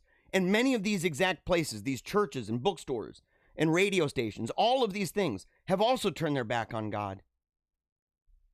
We have to get back to the basics. And at the very core of that is Christ and him crucified. And so I say this, if you're someone who's fallen away or you've never even accepted Jesus, you've never said, God, I'm going to commit to you entirely. I'm going to take a knee for Jesus Christ. If you have not done that, I implore you from my heart, take a knee today. Do it today. Subject yourself to Christ the King. All right. moving on. Here we go. And remember, if you're in a place and you have questions, you have comments, right? You want to talk to somebody about what you're going through. You don't know, I've talked to people who say, man, I used to be a Catholic, or I used to be a Christian, Protestant or whatever. And they say, I just don't know if I can ever go back. Take it from me. You can. And you should. And in fact, you must. And so reach out to me. You can do that. Go to paleocratdiaries.com and you can reach out to me there, or reach out to me like many people do on social media. Although I prefer it at paleocratdiaries.com. So, okay. First serious story here. They opened up a George Floyd exhibit within a Holocaust museum. Yes, you read that right. But dude, is that serious? Is that serious, by the way? Okay. Center is showcasing a new exhibit. It displays powerful images taken after the death of George Floyd. As News 6's Ezzy Castro got a look at this exhibit and spoke to the photographer who captured moments he says he'll never forget. When you walk inside the Holocaust Center, okay, so you're walking inside a Holocaust Center. You'll be able to see some of the faces of those who mourn the death of George Floyd. Okay, guys, what do you guys feel about this, by the way? I probably have some very divided opinions over this. I probably do. There's probably different hot takes on this one. Leave it in the comments section. But what do you feel about that? It's one of these things where it's like it makes sense to have, let's say, the family or the people who are grieving over the loss of this and have been impacted by this, that they could put together some kind of a memorial in honor of George Floyd. Okay? They could all put together something, and that's fine. I mean, look, people do that all the time. People do that all the time. But at a Holocaust museum, a Holocaust center, it's kind of like, I went in New York. How many of you guys have been to the 9/11 memorial and the museum? It's kind of a strange thing. I think I talked about it a little bit in my previous episode, because I even made a video of what it was like that day. You go into a room and it's got cameras and stuff, and you can do retakes and everything. But once you start, it's just a solid take, and you can say you want to do it over or whatever. And so I was in there for a while, man. I was in there for a while, and then they take clips, and you have to say. So people may in fact have seen different clips of me because they loop them, and so different people talking about where they were. I was at the MEP station in Lansing. I was signing in to the Navy the day that happened. That's where I was in the morning when it happened. Boom, So, but I've been to that place, and yet at the same time, and some stuff seems kind of fitting, although it's eerie and there's a real hopeless feel. Outside, they have this well where water goes down into this dark abyss. I mean, it's intimidating, in fact, and you can hear it. It's there all the time, and it's got areas all around. I don't know if it has names. It has little kind of holes in the rail and stuff, and people put flowers and things in there. And so, but it's kind of eerie. But it's all, look, that's kind of fitting too. It's kind of fitting, right? That it's descending into the darkness sort of thing. But you go inside the museum, and they've got a gift shop. Now, I've heard that they put stuff on there. I heard they put stuff on there. In the gift shop, or not that they put stuff on there, that they've switched it up a little bit. So now there's apparently a board, an advisory board, people who certify what is allowed inside the store and what's not. Because back then it was like keychains, man. You could get 9/11 keychains, you get 9/11 squishies. It was ridiculous. And so some stuff is like, okay, I understand the reason for the memorial. I understand the reason for the museum. I do not understand the reason for the squishy or the rabbit's foot. You know what I mean? Like, there's just some stuff that's like, oh, hey, Mom, I really want to buy this rabbit's foot. The Twin Towers, the two rabbits' feet together. Yeah, so some stuff's inappropriate. This right here just does not seem fitting for this. In the comments, it said, KMO says, George Floyd is just as Jewish as Elizabeth Warren is Indian. Yeah, exactly. Exactly. And doesn't it actually cause an issue? Don't you think? When a Holocaust museum starts bringing in other groups where it's like one person died. You know, and even if they said, well, it's police violence against black people, unarmed black people, and you go, okay, yeah, so by the numbers, you're still talking, you know, barely over a dozen in a year. I don't really know if it's very fitting to have that there. Let's see here. James says in the comments, I'm going to get spicy. Oh, no. I don't know if I want to read this, man. BLM has a track record of making shady people into saints. St. George Floyd had 2 funerals, a gold casket, and I'm sure he'll have streets named after him. Complete garbage. It's true, man. It's true. And to be honest, I think part of the reason why, I mean, it's a complex, and I don't want to minimize this. And so I want to just say, you know, a very small reason why, but maybe at the core of this is because the founders and the people behind the organizational schemes of Black Lives Matter, right, at the top level of Black Lives Matter are full-blown witches. They're into witchcraft. They're into this voodoo crap. There's videos on it. You can go see. I've shown them here. I showed one of the rituals that was being done. Yeah, and somebody gave said 3 funerals, not 2. So, what do you guys think about that, man? New FBI data. Minorities are more likely to commit hate crimes. Oh, dang, son, really? Yeah. Okay, and you know what? The truth is, even anecdotally, I kind of figured as much. And you know, that's of the ones that have been caught.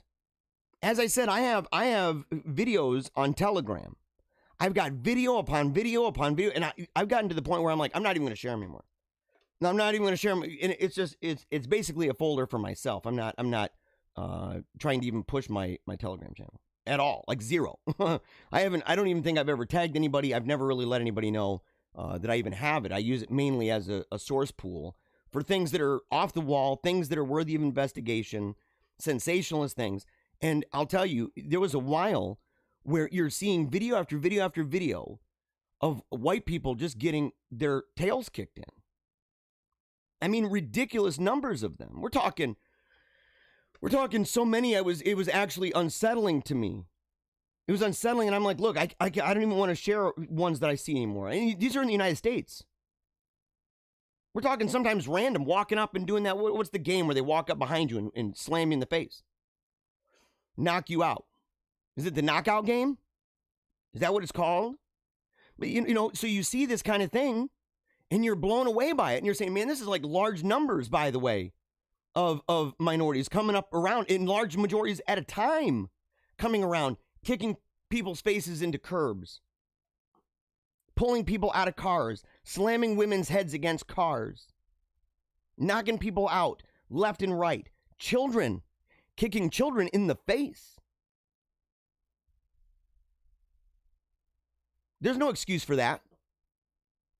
There's no excuse for that. So, and look, that's why I said, even in the show promo video, when I saw that, I said, look, you sit there and you go, this is crazy that when we see cities burn, we see windows knocked out, we see all the kind of looting going on, and we see all these people getting their tails kicked in, and what are we told? White supremacy.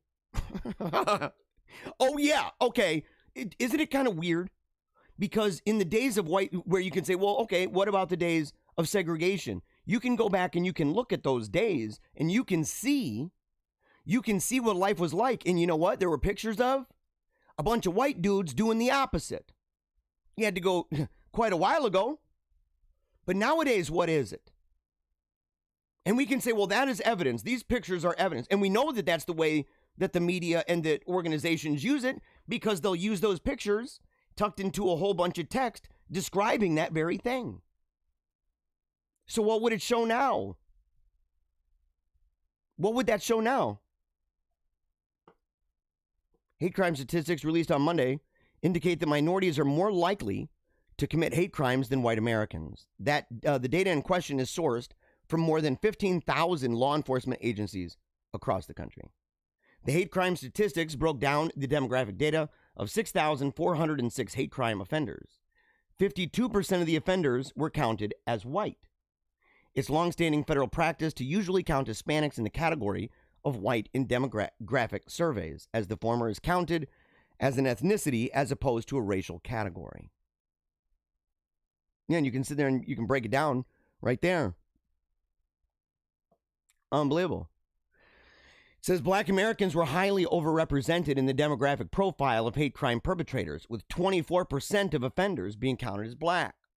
Black Americans are considerably more likely to be made the victims of hate crime than other demographic groups. Blacks were the victims of 27% of the time. That's 2,000 blacks. In accounts of over 6,000 documented crimes, as being represented almost double the nation demographic of 14. Uncanny, man. Uncanny. We got to get over this. And I go from that to this. How did this get mixed in? This should have been in the funny file. Well, no, this isn't funny. This isn't funny. But one more thing, though, by the way. You know, just to let you guys know. Just to let you guys know. You know, we need to get to the place where, again, it's easy for a lot of people to try to find solutions in things outside of Jesus Christ. And the truth is, no. The answer is in Jesus Christ. And that's true no matter what race you are. That's why we say on the show, red, yellow, black, and white, we are precious in his sight. And it's demanded that each and every one of those color schemes takes the knee for Jesus Christ. That's just the way it is. Because Christ is the king not only of white people, but black people, red people, yellow people, brown people. Doesn't matter, all people. Every single kind of people. And so that's the way we have to view this. And people say, well, there's a lot of people in the African American community who believe in Jesus. And you go, yes, but not all quote unquote Christianities are the same. Not all denominations are the same.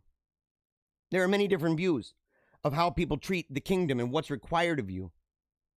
And so you got to sit there and you got to say, look, there are certain worldviews and there are certain religious worldviews that produce ideas regarding law and order that are much better than others. And discipline, for example. Discipline, modesty. Certain ones are much better. No doubt about it. And look, they can say, that's really rude to say. And I say, no, it's why we have debate. That's why we have ecumenical dialogue. That's why we get into discussions with people from other religious groupings. And we get into debates with them, contending that, in fact, they should join the Holy Catholic Church. That's my take. That's my take, of course. In the comments, Jesus through Mary, I forgot how much I missed this channel. Hey, look. You know, yeah, I hope you come back a lot. I hope you enjoy the show, man. We put it all out there every single day. We do the best we can. We give it everything we got. And speaking of giving it everything you got, this family, and apparently Governor Cuomo, he's peeking in just to make sure. Are you guys socially distanced? Are you making sure that everything's okay? Did you guys hear, by the way, he won an Emmy? He won an Emmy for his coronavirus briefings. The guy oversaw a ridiculous amount of death. He's got blood all over his hands. It's shocking, in fact, that he's not in big trouble for the order having to do with the elderly and going into nursing homes. He's totally busted.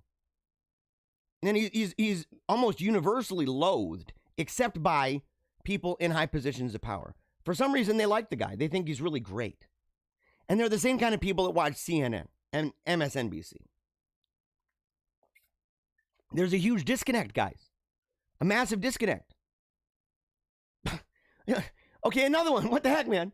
Yeah, Phoebe. That's my sister. Okay. You know, if you guys don't follow Phoebe Davis, Phoebe, if you don't follow Phoebe Davis, you got to do it. She's an awesome woman, man. She has cancer. In fact, it's up and down. She's been with it now for over a couple years. They said that she would have a year if she did everything, and she did none of what they said. She's gone a totally different route, right? Using immunotherapy and, you know, all different kinds of alternative treatments, even gone down to Mexico, to Oasis of Hope. So she went down there, and she's very active, by the way, about remaining unlocked. And she's got lung cancer. It's gone into the lungs. It started in the breast. She thought, she was pregnant at the time, so she thought it was a milk duct. And it kept growing and growing and growing. And everybody's like, no, it's good. You're fine. And then it started hurting more and more and more. And it got the size of an avocado. And so she's been fighting that. She's, in fact, one of the most hardcore chicks I've ever known. She's Eastern Orthodox. You can see. She has an awesome chapel. I should show a picture sometime. Maybe a video. I have a video. Has a dome. Has, candles all over. It's got these massive, beautiful icons everywhere. Just really gorgeous, man. They got the little sand thing. You put the candles in, they light them. They have a thurible with incense. They do prayers for people every night. It's just amazing. They have people come in doing panahitas even at the house and stuff. It's like it's a little chapel in their home, and it's gorgeous. So yeah, but she posted this outside the window. Somebody put old Gretchen Whitmer, old Gretchen, old Gretchen Whitmer, because these people are freaks, man. These people are complete freaks. The lockdown measures that they're doing, and isn't it crazy too that we can see how lockdowns didn't work? And they say, well, if everybody just did it, it would work. And you say, based on what? Based on what? Same thing with masks, man. And we know that. Oh, hold on a second. What the heck? No. We're going to talk about that in a second. I'm not talking about it right now. But people are fed up, man. They're fed up with the old Rona crap. Kelly Stafford, wife of Lions quarterback, calls Michigan a dictatorship due to coronavirus regulations. Now, I heard she actually walked this back a little bit. That she walked it back a little bit, said it was a poor choice of words, but that she's still really upset about it. Okay, but she needs to stand up and say, no. That's exactly what it is, guys. It's exactly what it is. She said, I'm so over it. I'm over living in a dictatorship that we call Michigan. I understand there's a pandemic. If you're at risk, don't leave your house until there's a vaccine. Or just, if you are at risk, take precautions necessary and long-standing precautions necessary to people who are at risk. We lived this. I don't know how many times I got to say this. We lived this because my daughter had brain cancer. Okay, rest in peace. She died years ago now. She lived an amazing life. But part of what that did to us was we had to do certain things. I've mentioned before Pentam, where she had to, there's a vapor that she basically has to inhale. And it was, for half an hour? Something crazy like that. But the idea is that it will help to protect you from pneumonia, because pneumonia, when you're going through chemo or you're going through radiation or you're going through things like even, I believe, dialysis. So if you have any kind of autoimmune issue at all, you get certain kinds of pneumonia, man, boom, it's a good probability you are dead. So we had to take certain precautions. We bought boxes of masks, but we didn't go into her classroom and tell everybody, hey, you guys, everybody needs to wear masks right now because my daughter's here. We didn't say that. We didn't guilt trip anybody. We took precautions of our own. And if anyone in the house was that way, we took certain precautions on our own. But we didn't demand that of other people, because those, in fact, are our burdens to bear. And that's one of the dangers, man, of the collectivism of the left and the way that people are like, well, we're global citizens. Or, we need to treat everybody just like there's no kind of degrees of separation from the family. We're all family, all of us together. Because then you have this empathy overdrive crap, which is unrealistic. You can't live that way. You can, but not under freedom. No way. Because there's no striking a balance there. There's no golden mean. There's no balancing of the scales. Instead, it's just simply, we all need to be safe because we're going to die. So we all need to all do the exact same thing. And if you don't do it, we're going to shame you. We're going to censor you. We're going to block you.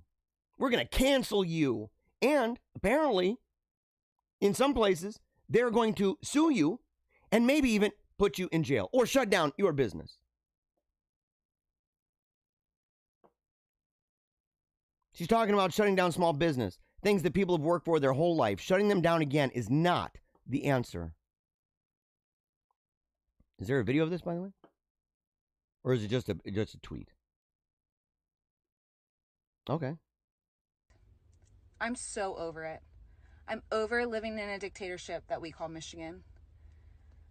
I understand there's a pandemic, and I understand it's very scary. I'm scared of it too. If you are at risk, do not leave your house until there's a vaccine.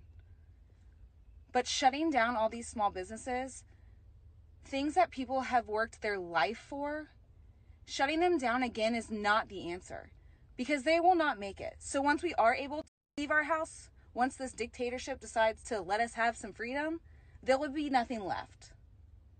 I'm just over it. I see all these people and it brings me like to tears. Believe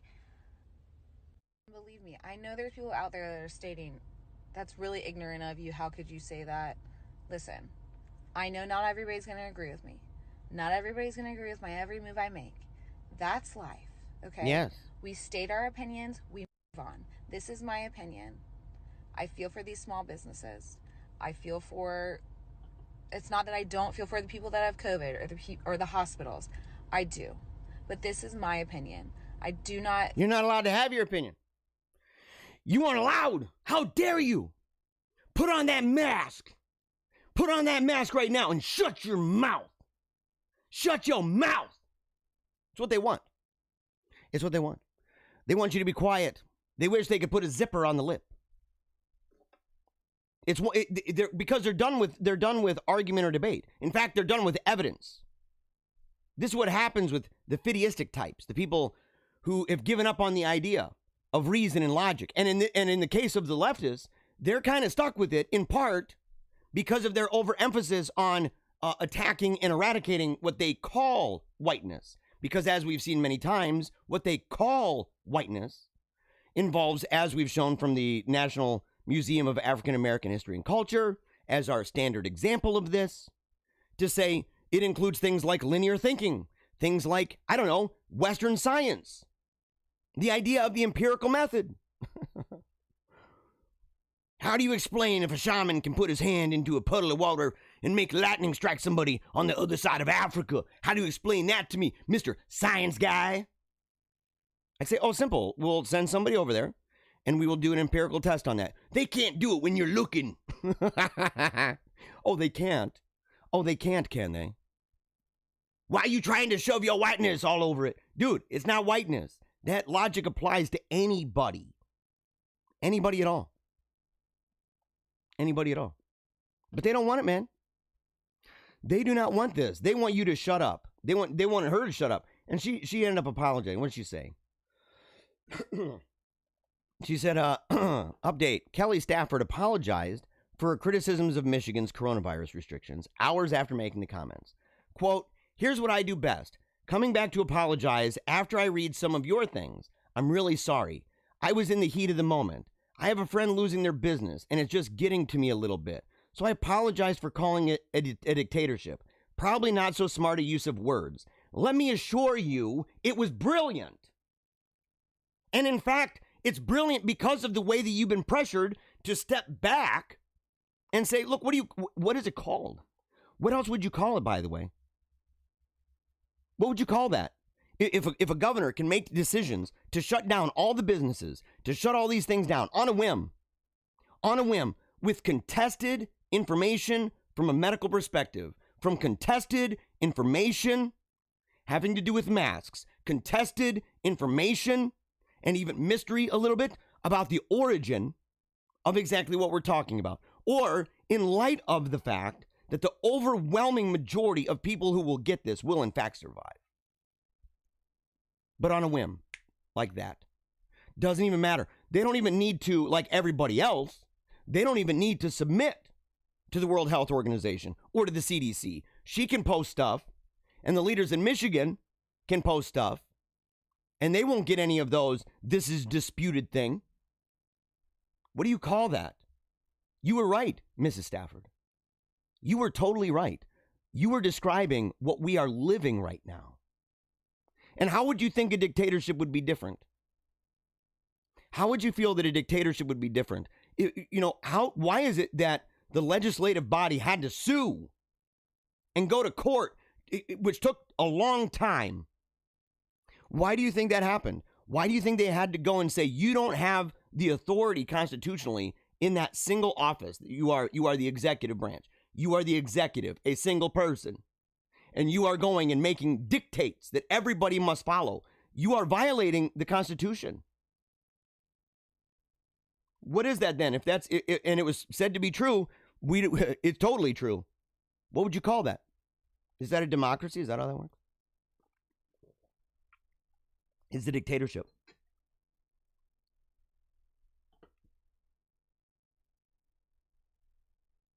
Right here, Pope Francis offers condolences to victims of coronavirus lockdowns. You know, I'm actually really glad to see this, by the way. I would like to actually read the entire thing. It says right here, Pope Francis reached out to victims of coronavirus lockdowns who've lost work and are struggling to make ends meet, calling on Christians Sunday to find ways to assist them.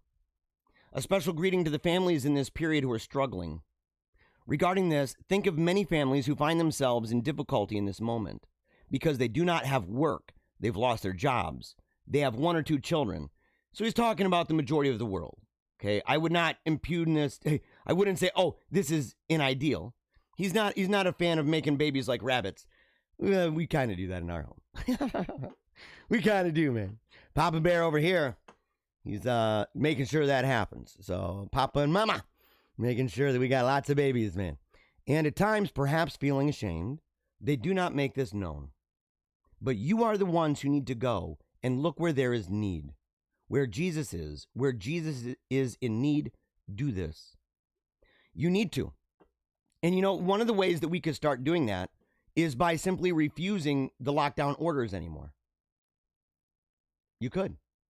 In fact, we must. But there's a risk in this. In fact, there's a video, man. I should show it. There's a video of these people in this house, and they're basically telling the police to get out. They're telling them, get out. It's a sheriff, and it's somebody from the health department or whatever. And the whole place is chanting, get out, get out, get out. And they're all chanting it. And they're like, oh, you know, he says, come get a warrant. You want to come in here? You better get a warrant. Get out. You're not welcome here, man. You're not welcome here. And they march those people right out. They didn't want to leave. They didn't want to leave. They wanted to be in there and try to do the compliance thing. And they said, no, you're not welcome here. Get out. There was a rally. Was it Saturday or Friday? There was a rally about restaurants that in Michigan are refusing, in fact. They're refusing to shut down because they've had it. They're like, look, no way, Jose. You are not going to, you know, number one, you're not going to tell me what to do in this regard. Screw you. Number two, if you did, isn't it crazy how they're like, look, it's okay. You ain't making no money. You may not be able to pay your bills. You may not be able to have food. You may not be able to do this. You may have to shut down your business, as we know has been going on. But it doesn't matter because she's comfy. She's comfy in that home surrounded by fences, like charged fences, a big wall, security guards with guns, video cameras all over the place. She's nice and comfy. She ain't losing her job. She ain't losing her job. And even if she does, wealthy beyond imagination. Wealthy beyond imagination. She's able to pay rent. She's able to take care of all the things that she would need to pay for. So she doesn't care. Michigan State Police will encourage voluntary compliance of Gretchen Whitmer lockdown order. Now, here's the weird thing. This sounds good. And I know people who shared it, and they're like, yeah, man, this is the way it's going. This is a slippery thing, guys. An internal memo from the Michigan State Police MSP stated the agency will, quote, encourage voluntary compliance. The directive from Colonel Joe Gasper, and he's a Whitmer appointee, noted the order from the Michigan Department of Health and Human Services includes civil and misdemeanor criminal penalties for violations. So you may end up being charged with a misdemeanor for violations of this order. And this is where you have to understand. You have to understand that if you are going to be defying orders like this, it's not a free lunch.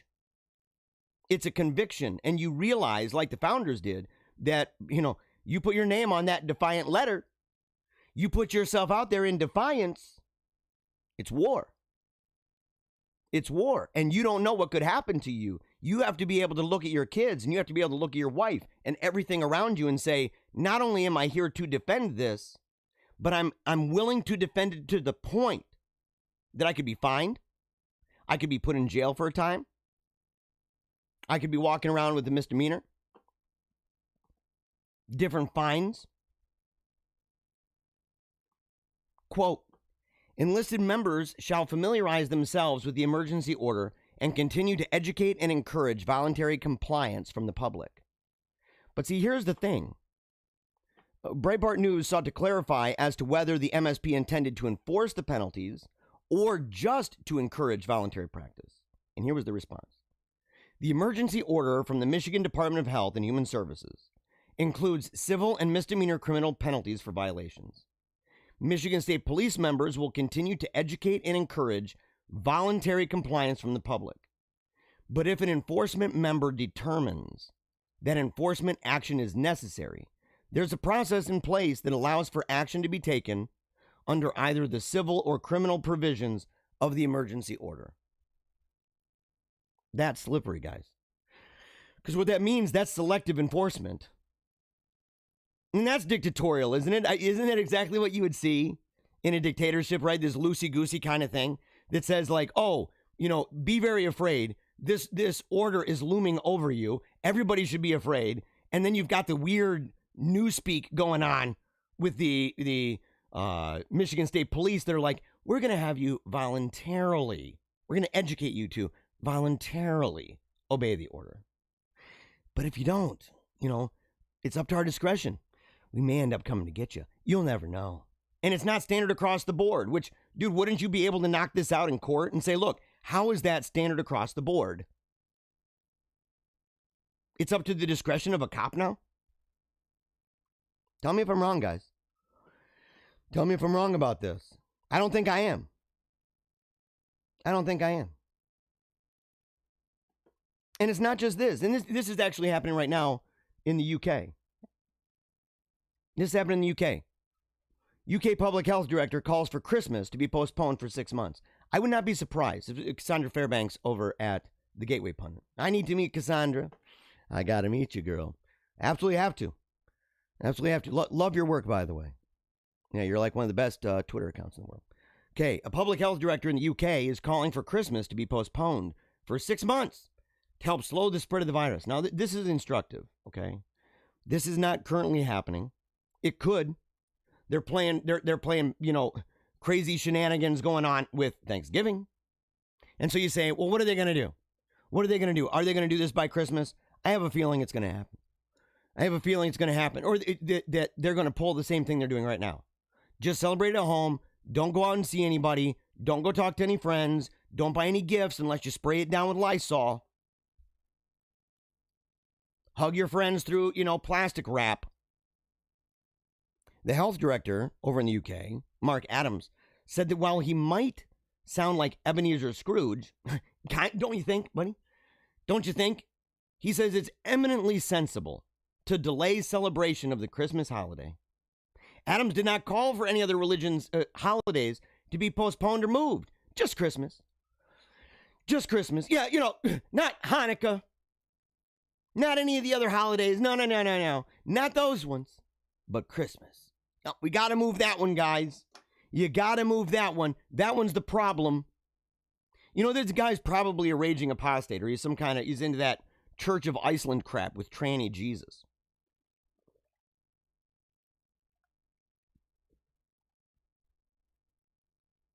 Let's see. I'm really worried that we focus on Christmas and undo all of the work that we've done up till now. Oh my gosh, we're all going to focus on, you know, the incarnation of our Lord Jesus Christ. Oh my gosh, the virgin birth. We're all going to think about that, how it transformed time. And we're going to forget what's happening in time right now. We need to get priorities set. We know what this guy's priority is. Oh, yeah. He says it's a tricky situation. Oh, this is Craig Blundred, Director of Public Health for Hartlepool, backs the idea, quote, it's a tricky situation. But I think we do need to look at the situation with social distancing and ensure we maintain that over the Christmas period to bring the numbers down. Do you remember when all this started? Don't you just want to just punch somebody in the face right now?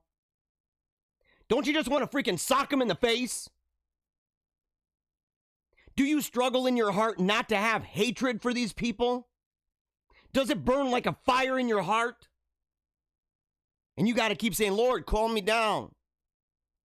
Taking deep breaths.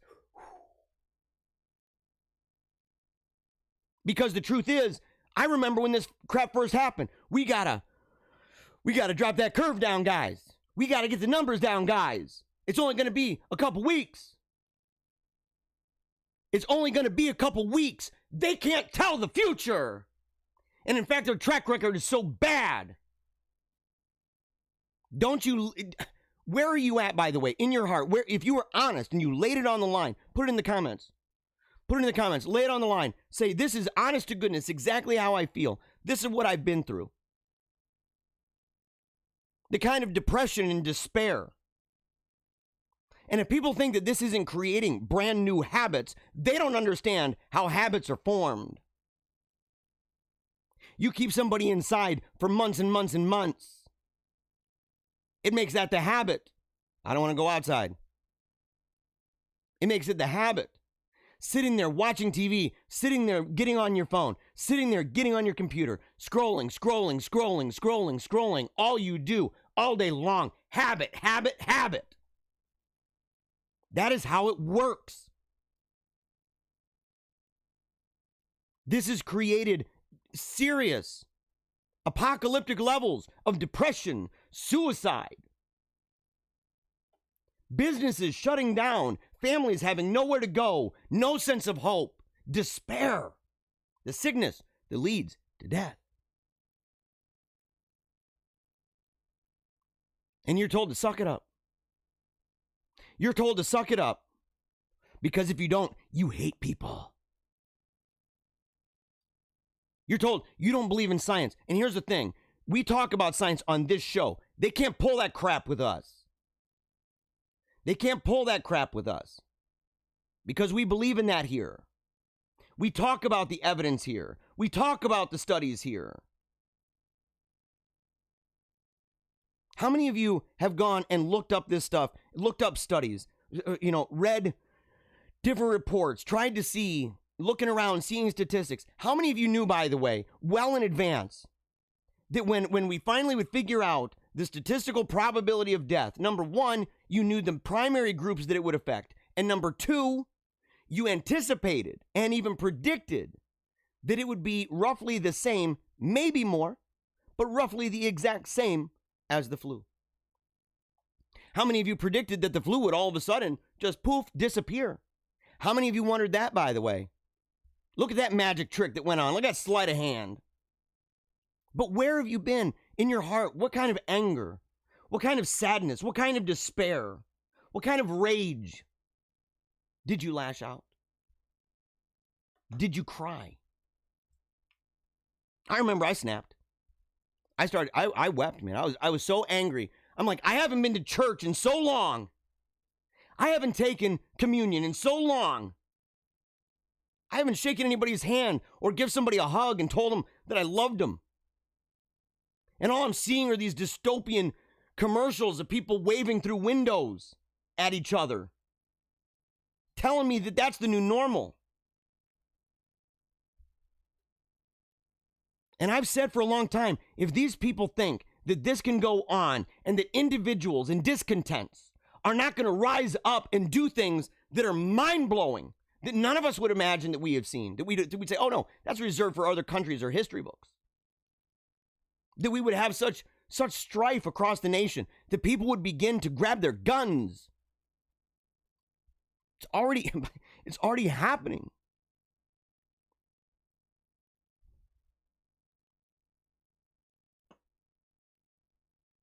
Adam said, we certainly can't have Christmas like we're used to having. And I appreciate that it is difficult for people and distressing for people. But the consequence of forgetting everything that has happened since March and trying to have a normal Christmas, remember that? Because this is the frame. We're talking the new normal. He's not saying that we're going to ever go back to that normal. He's probably a great reset guy.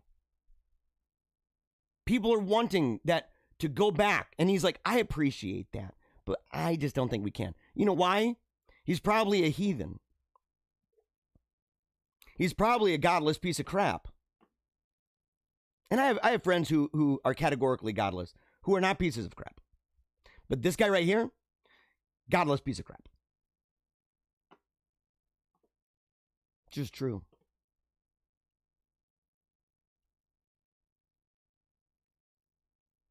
Yeah, Supreme Court judge. Okay, yeah. So Supreme Court judge, here's the thing. And this is the hope, guys. This is the hope a little bit. Other than the fact that no matter what happens, we will celebrate Christmas. And we have to have churches that defy this. We have to. We have to. In fact, it has to be overwhelming. We have to simply say, absolutely not. Because you know what? The truth is, it is a core recipe. It is a core recipe for destruction of the old normal. And by the old normal, I mean the world that we entirely knew. And the world we entirely knew was one wherein Christianity had advanced to such a point that anywhere you looked on the globe, you could find a cross. You could find a crucifix. You could find a mass. You could find a Bible. You could find people on their knees praying in groups. You could find churches meeting together in groups. You could hear choirs singing together. We must stand up. We must. Lord Sumption has condemned control freaks of the political academic and bureaucratic class, behaving as if our lives belong to the state. And he said, debate about whether to let us have a family Christmas perfectly sums up what is wrong with the government's handling of this. He said, right here, the prominent jurist and historian said that those who wish to, quote, isolate themselves with a meal alone should be respected. Yes, totally. If you want to be that person, but get out of my freaking face, chump. Get out of my face. Somebody comes up to me and starts talking to me like that. They don't want to mess with me, man. Screw around and find out, folks. Screw around and find out. There are many different answers to dilemmas of the COVID Christmas. You know, there's different ones. If you wish to limit outside contact, you know, connect with their families, or those who wish to limit outside contact, they're making a more prudent choice. But whether we should be allowed to make that choice for ourselves instead of having it imposed upon us by law. It's unbelievable. He said this. He said, control freaks and the rest of the sackcloth and ashes brigade yeah, will demand a payback afterwards, claiming that some are already pressing for 2, 3, or even 5 days of extra lockdown for every day of release over Christmas. It's what they're going to do. They'll treat it as if they're the ones pushing out indulgences. They're the ones pushing out indulgences. Well, we gave you Christmas, so you know what? You're now going to have to, it's the trade-off. And that's why instead of just simply saying Christmas, we need to realize that this is part of a big program. This is part of a bigger scheme. Fundamental chains. Why is COVID being disproportionately hyped as such a dangerous threat when the reality of the statistical danger is much less than the intense level of hype? Why is that? Why is that? All right, real quick. We're going to move on to a different topic here. But before that, here we go. Let's see here. Uh-oh. Oh, man, that was way down there. Okay, sorry about that. That's a lot. All right, dude. Very good, man. Very good. And there's a whole bunch of these. Got to go back up. Scroll up. By the way, if you're commenting, it doesn't matter where you are. I see it. And I apologize for not engaging more in real time on this one. Because apparently, there's a whole bunch. I didn't even realize exactly how many there actually were. Unbelievable. Okay. Let's see. One person says, have a friend near, is it Fayetteville? North Carolina. He said he talked to a pallbearer who carried the Floyd casket. They said the casket seemed abnormally light. No joke. The idea that Marxism or socialism leads to communism, then you get a genocide, i.e. get in the boxcar for the gulag. And they're wanting to do this right now. You can see all of the makings for this, by the way, guys. You can see it all. You can see how this thing plays itself out. Go and look. Go on Twitter sometime. It's a cesspool. I don't even encourage people to go on there, but it's a cesspool. And you can go on and you can see tweet after tweet after tweet, even of blue check marks, that are talking about what we need to do once Trump is out, what we got to do, we need to have re-education centers. Force people to go. Raise them to the ground. They're coming for you guys, and they're coming for me. We put ourselves out there. I'm putting myself out here every single weekday for hours a day, spreading all over the place. You guys make it go all over. The virality of this show is dope, and I'm wearing my hat. There is no confusion about where I stand on these issues.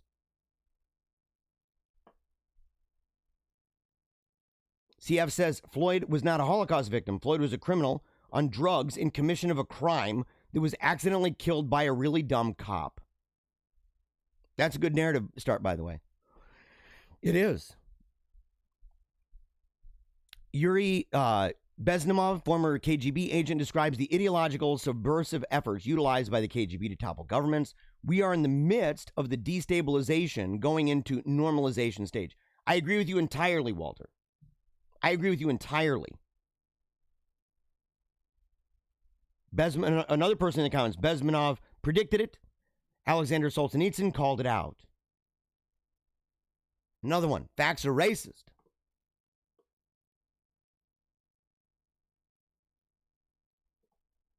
Sandra says, if Karl Marx couldn't even feed his kids, I don't use him as an example on how to live. Walter talks about how Soros funded it. All of the stuff going on. Yes, and Newt Gingrich is right. Now, you got in trouble for that, too, by the way. That was a really uncomfortable situation. That was, I think, the first glimpse for a lot of people into how Fox News is not necessarily on our side. There's a lot of people questioning whether Tucker Carlson is, to be brutally honest with you.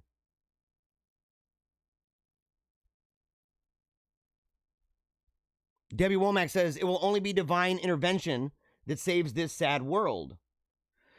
You know, that's the thing, guys, is that sometimes, though, and this is where I want to add a little bit of optimism. I'm not contradicting what you're saying. I'm just adding a little nuance to this. Because a lot of people, they may interpret divine intervention meaning like, you know, shooting a lightning bolt from the sky. You know, you see Jesus up on the white horse and he comes down. It's the only way that stuff's going to get any better. But the truth is, the idea of what Christmas is, by the way, the incarnation, right? People get caught up in the holiday and forget it's a feast. And more than that, sometimes they're so caught up in a feast that they forget that it's a moment in time. And that it was so shocking. It was so shocking that it changed all of human history. Changed everything. The incarnation of Jesus Christ. The incarnation of Jesus Christ completely transformed everything. And it made it in this powerful way where God comes down in the flesh. That's why when we're at church, you know, I go to Latin Mass. And when the Latin Mass is over, okay, toward the end of this, the very end, the tail end, you have the last gospel. And you're reading from John chapter 1. In the part where it talks about him coming down, we all get on our knee and genuflect quickly to realize that any time that this is spoken from that spot, that we kneel, boom, because it was massive. It was massive. And the thing is that divine intervention now happens through me and you and other people.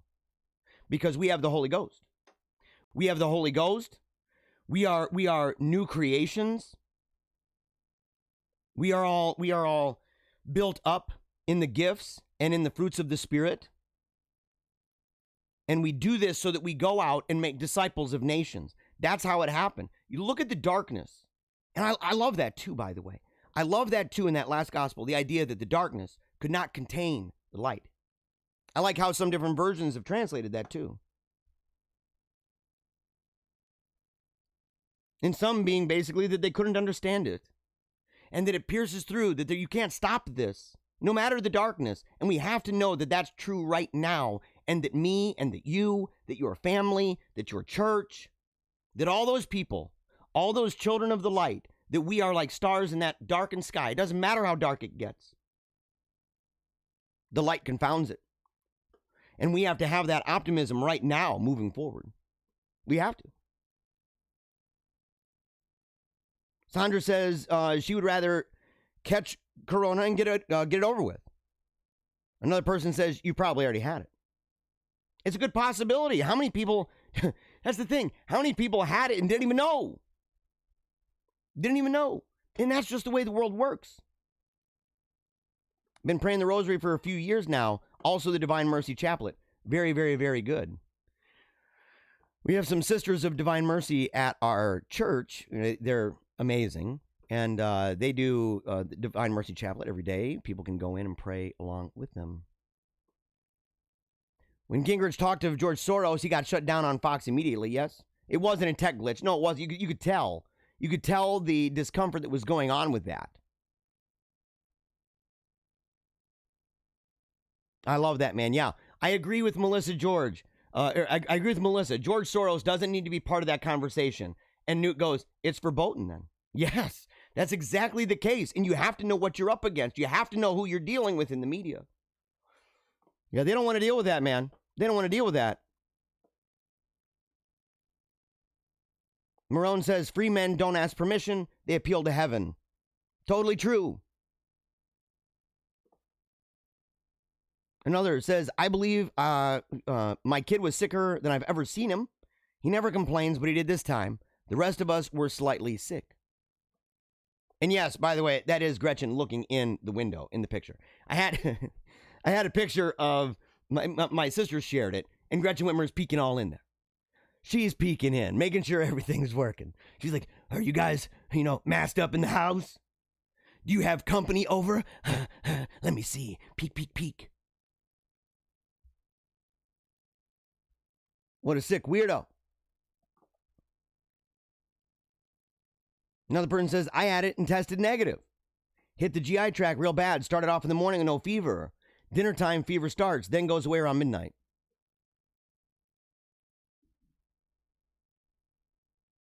I don't know if that's the Len or what. Francis is on the globalist team. Look at the people who visit him. Yes. Yeah. There's no doubt about it. There's no doubt. But you know what? But I got to say this, though. I got a buddy. He's a MAGA man. He is a MAGA man, and he is with the Leonine Institute. I don't know if he changed his name on his YouTube channel. We're going to have him on, Levi Russell. Levi Russell wrote for the Washington Examiner talking about the recent encyclical, right? And the recent encyclical, people need to understand this. You go back and you look, you're going to find, I know a lot of trad people that are like, look, nationalism is the only way. And they take that in a cartoony way, right? It's almost like pre-technology stuff or, pre-Roman Catholic stuff that says that each nation is just separated off and that's all it is. And there's no international coordination, maybe not even an international body. But the truth is, even the trad popes thought that kind of thing, having to do with international bodies, even to do with peace. And of course they were, we are an empire. We are an empire, man. And so there's a balanced take on this. In fact, there's a book. I'm trying to remember the name of the book, Social Rights of Christ the King. Okay. Social Rights of Our Lord Jesus Christ, something like that. And a great book. I think it's Father Fahey. And in fact, there's two of them. And in there, he talks about what Aquinas would say regarding what would be acceptable insofar as the nationalist question is concerned. And I think he's totally right about it. And so, in fairness, I have not read the entirety of the encyclical. But, people that I really enjoy and people who are MAGA men, people who are trads in their, where they attend church, they're not totally against it. I think a lot of it's knee-jerk. And I think a lot of it doesn't take into account the tradition, the magisterial tradition of Catholic social teaching. I used to write for the Distributist Review. And I think that a lot of people, and it happens on the left and on the right, that I think there's a lot of the dog wagging, the tail wagging the dog on this. I do. In fact, I wrote an article about it. It's still available, I believe, over at the Distributist Review website. Globalists see heaven as earth and God is the state. That's true. Well, yes, state is globalist. And I think people need to be, I'm a critic of globalism. I rag on globalism all the time. But there are ideas regarding the expansion of, what happens if you get into a place where, let's just say hypothetically, the vision is that you spread the gospel throughout the world, you spread Catholic social teaching throughout the world, nations are embracing it and embodying it. You will, number one, you're on a global scale, number one. You're imperial, number two. Your idea is not to be, over here and over there. It's some radically different thing. It has its differences because nations do have differences. Cultures do have differences, even in how they may express those symbols and things that matter to them insofar as the faith is concerned. Okay, so that's there. We see that even in the liturgy, the various kinds of liturgy that we have. In fact, sometimes even regional. Okay, but the idea is still that there is a global aim, not only in the reach, okay, but in the way that this is ultimately fleshed out by individual states. Now, they wouldn't give up their sovereignty, which is exactly what Pope Francis mentioned in the encyclical. I think so. From the select portions I read, I agree with his assessment. Okay, and tell me if I'm wrong. Go look it up. Read what Levi Russell said over at Washington Examiner talking about the Pope and the encyclical. Go read it. Tell me what you think. Tell me what you think, man. Zing Blue, I'm a new viewer. What is this name of this lovely presenter? Does he have a podcast? How often does he upload? God bless. Hey, Zing Blue. The name of this lovely presenter is Jeremiah Bannister, and this is Paleocrat Diaries, and it's not a podcast audio, okay? Although I do a show called Paleo Cheese, which is a podcast, okay? So that's about movies. We talk about all sorts of things, right? Last time we talked about the top 10 scariest movies according to Rotten Tomato and according to Rolling Stone, and compared them. The Rotten Tomato one was offensively ridiculous. It was offensively ridiculous. And they say they're trying to make it sound all scientific, and I'm like, oh, that's garbage. But this show here, there's too much of a visual dynamic to this show, and so it would be kind of like, Ross Perot talking about charts while being on the radio, and if you look at this chart here, that kind of thing, it'd sound pretty dumb. It'd be hard to follow at some parts. But yeah, I'm on every single day, man. Every single day, Zing Blue. Every single day. Well, Monday through Friday. I'm on Monday through Friday. So I hope you tune back in. It's normally about 10 to 12, and now we're going about 10 to 1. So that's what we're just doing. For now, right? I don't know how long I'm going to keep that going. Let's see. A lot of homeless out there, more than normal. Totally true. Climate change, same-sex stuff, prayers for AI, and robots not to be evil. Give me a break. Yeah. Oh, yeah. Totally true. But yeah, you got to remember, too. And look, it's talking about Francis, okay? Here's the thing. Is that I think we live in a curious time. And I think people on our level, right, the laity, that we don't actually understand something. And that is that we are privy to conversations and information that, historically speaking, trads would not have. In fact, when we call ourselves trads and we're here watching stuff on YouTube and we're here, going on to Twitter with social media, we may not even realize just how anti-trad that is.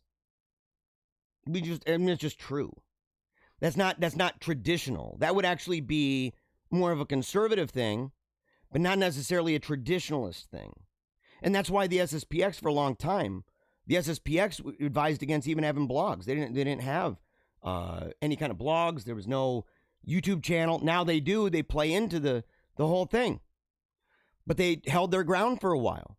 I wonder if they ever wrote an explanation as to why they changed. But we do this kind of thing, and in many ways it's kind of like LARPing.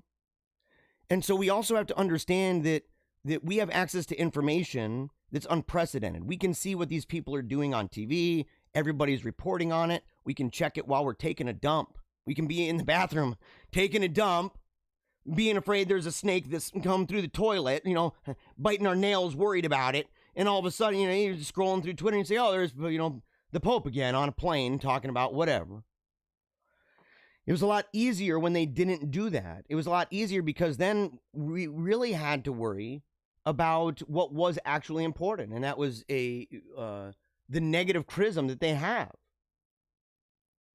And that was that's what the people without any ability, to actually change anything, what they worried about. Now we had to worry about scandal and other stuff, which is why we prayed for them. And I wonder how many people who complain about the scandal in a true and sincere heart and not being audacious actually pray for our Pope? I wonder. Because I know a lot of people, man, it's like its own racket, man. It's its own racket. It's its own brand. Every single day, you just drum up the Pope. And it's all you do. And I'm like, dude, how is this not scandal? And who the heck are you, by the way, Mr. YouTube guy? Who the heck are you? Did you go to seminary? No. But I got a Twitter.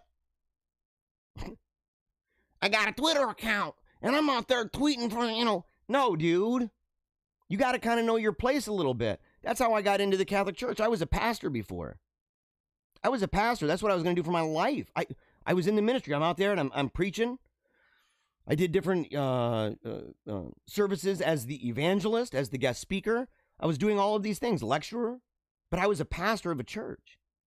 And then I read Defense of the Faith. I read Defense of the Faith, letters by St. Francis de Sales. And when I read that, I realized, I'm like, well, who sent me? Who sent me? The question of authority, the question of hierarchy. Where did I get my orders from? What was the limit of what I could say when following same saint? When I go and I read The Devout Life, you go reread that and ask yourself, all of us, I have to ask myself too, am I going outside? Am I going outside of my expertise? Am I going outside of the sphere that has been allotted to me due to the decisions, not only in my life, but vocational decisions that God made regarding my life? Because a lot of people right now are their own little popes, all the while bashing Protestants for saying that you guys are all your little popes.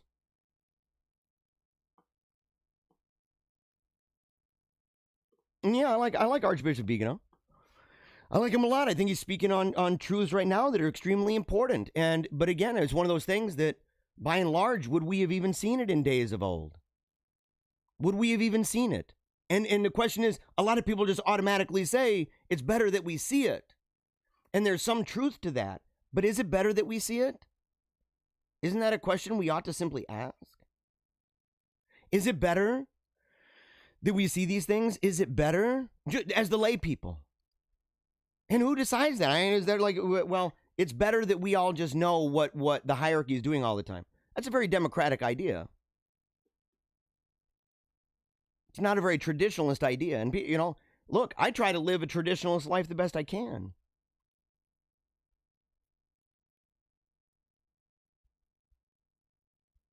Let's see here. I'm sorry for going into these comments so much, man. You guys are posting some really good ones.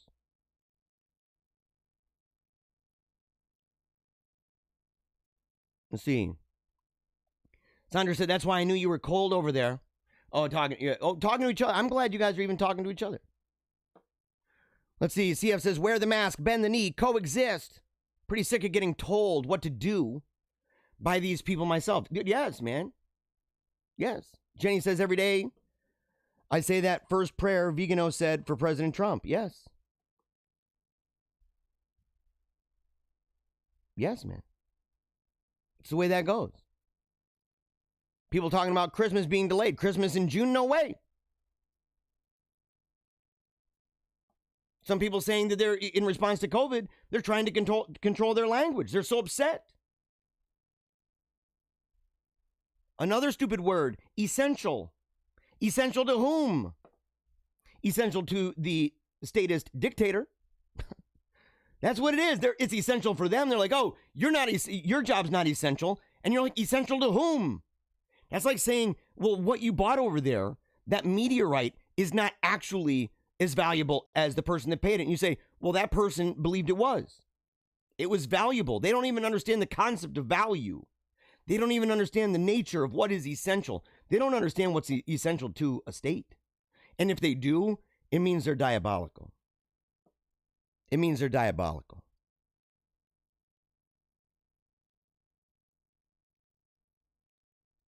People say, work? We want our sacraments.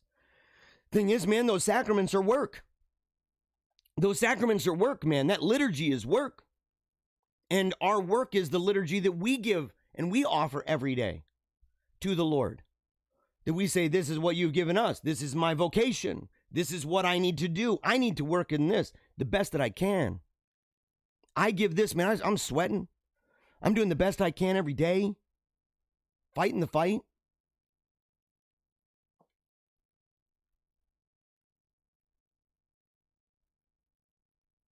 I don't know, what do you mean, by the way, in Texas? What do you mean about Bishop Barron? Sandra says, I don't want to punch anyone, but I'm working on not disliking people. I'm glad you're working on it. Because we have to, because we're at a point now, guys, and ladies, don't want to forget the ladies. We got a lot of the ladies. Ladies love this show. I'm always glad to see tons of you in the comments. We got to work on it. Because we're recognizing that some things are outside of our control. Whether it's the state, whether it's the church, whether it's whatever. Some things are simply outside of our control. And we can do our best. And at some point, there may need to be resistance. And we should pray and ask what we need to do. Some say they've experienced anger like you could never imagine. Clara says, we all need to say no more. They cannot arrest a whole country. It's true. I think that we're actually going to see serious uprisings. In fact, I hope and pray that we do.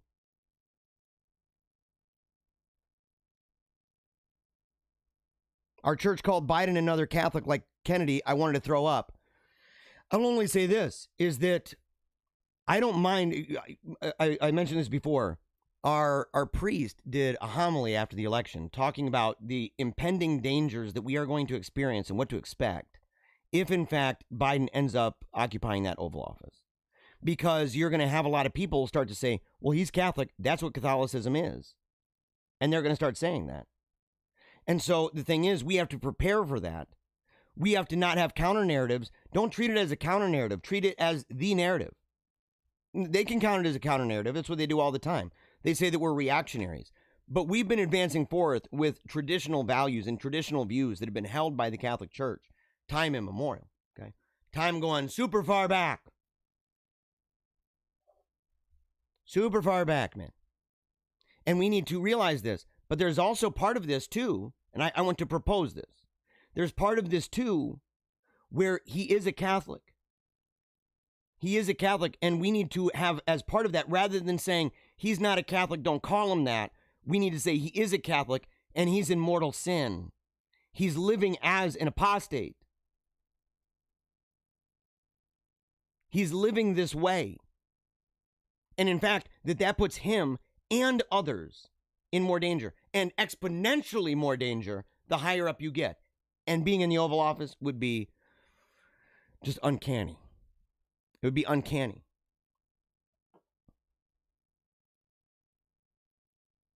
KMO says the priests in my diocese are showing their true colors, with most confessions time cut in half or canceled, and some priests refuse to hear people's confessions if they aren't registered. It's wicked crap, man. It's wicked crap. Debbie says Kennedy was nothing to brag about as far as Catholicism goes. It's true. I was in a conversation with somebody recently, talking about Catholicism. And they'd been baptized as a Catholic, infant baptism. They went to first confession. They've been to communion. They went to Catholic school and all this stuff. Ended up leaving later. Went through confirmation. Left later in their life. Okay, a family thing actually, and so the family left, most of them, and so they left, and all these years later, just talking to me and saying, "How do you view me?" And I said, "Well, you kind of like my children did when I was an atheist, raising them without church." And they said, "Papa, are we Catholic?" And I said, "That's an interesting question, coming from Athanasius, Ambrose, and Teresa Avila Lucille." An interesting question. And I said, well, let me go see your baptismal record. Let me go see that. We have to remind them, and that's why we have to remind people of their baptism. We have to remind them of that, because that's actually important.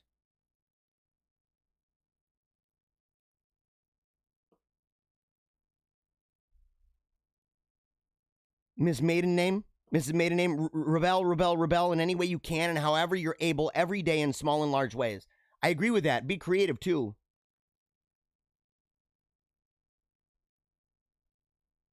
Yeah, Jesus through Mary said technically he's most likely an apostate, since at his age he is most likely baptized. Yeah, that's what I'm saying. Like, he would be, but see, it'd be a question that would have to be between him and a confessor. You know, like, he's embraced, and correct me if I'm wrong, guys. Correct me if I'm wrong on that. But no matter what, even if he's an apostate, the idea is you're still driving him back to his baptism. They didn't rebaptize me when I came back. They didn't rebaptize me. Now, curiously enough, I was actually in a safer place. And yet people focused more on me than him. You know, people spending a lot of time in my world, right? People spending a lot of time going and talking to atheist people.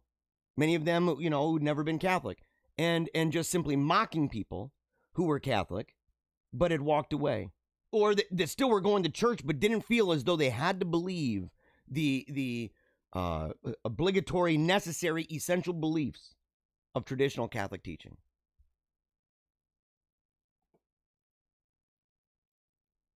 Joe Geyer says, get your sacraments from the SSPX. I will not promote that. I don't know if I'm going to lose somebody, by the way. It's okay. Look, I have there's an episode. If you want to know my position on the SSPX, the best way to do it is to go, and there is a video at Meaning of Catholics YouTube channel where I'm arguing with a guy named Kennedy Hall. And we talk about that. I give my position on it.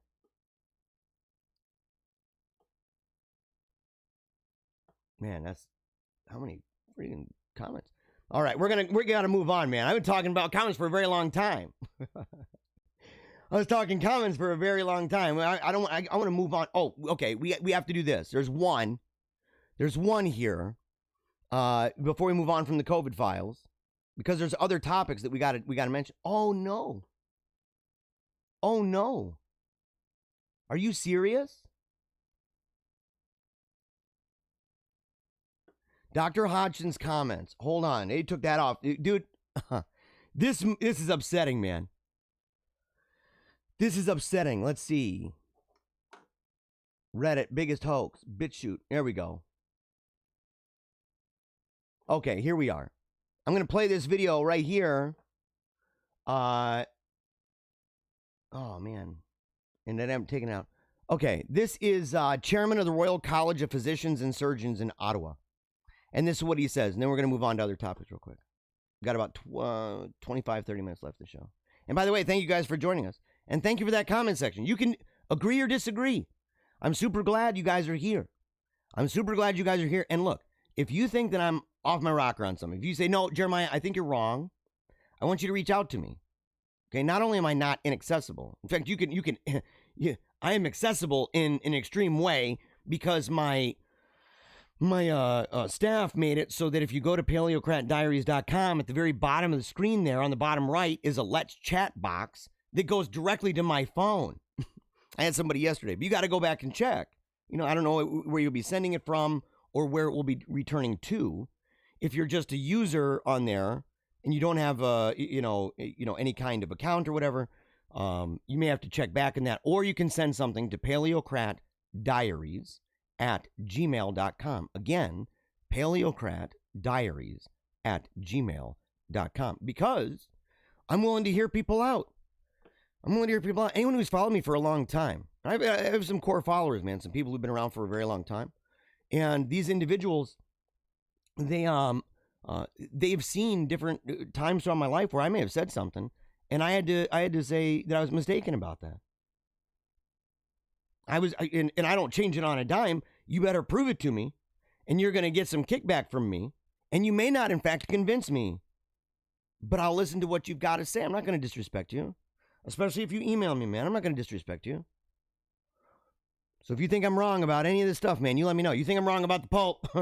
You think I'm wrong about Biden and apostasy and all this other stuff? And should we pray for him or mock him, or or are we really being trad-like when we're going and tweeting all the time on Twitter, or is that a little bit of LARPing? If you guys disagree with me, let me know. I'd love to hear from you, and I hope you give me a good. Obviously, you're giving me a listen, so I think you've earned the right for me to give you a listen too. So okay, we're gonna give this guy a listen right now. I don't know if I'm going to play the whole thing, but I also don't want to miss anything either. So we may play this for a minute, but he's talking about the idea of whether or not COVID is legit. What is COVID? You know, what are the positive results? How does this work? And so we're going to go ahead and play this. The other video is shorter. This is the full thing. It's 5.5 minutes, but I don't want to skip over any essential parts. So I'm a little bit nervous about it, but we'll go ahead and play right now. This is Dr. Roger Hodgkinson, where he says positive results do not mean a clinical infection. And he is the chairman of the Royal College of Physicians and Surgeons in Ottawa. And I'll be right back in just a few minutes.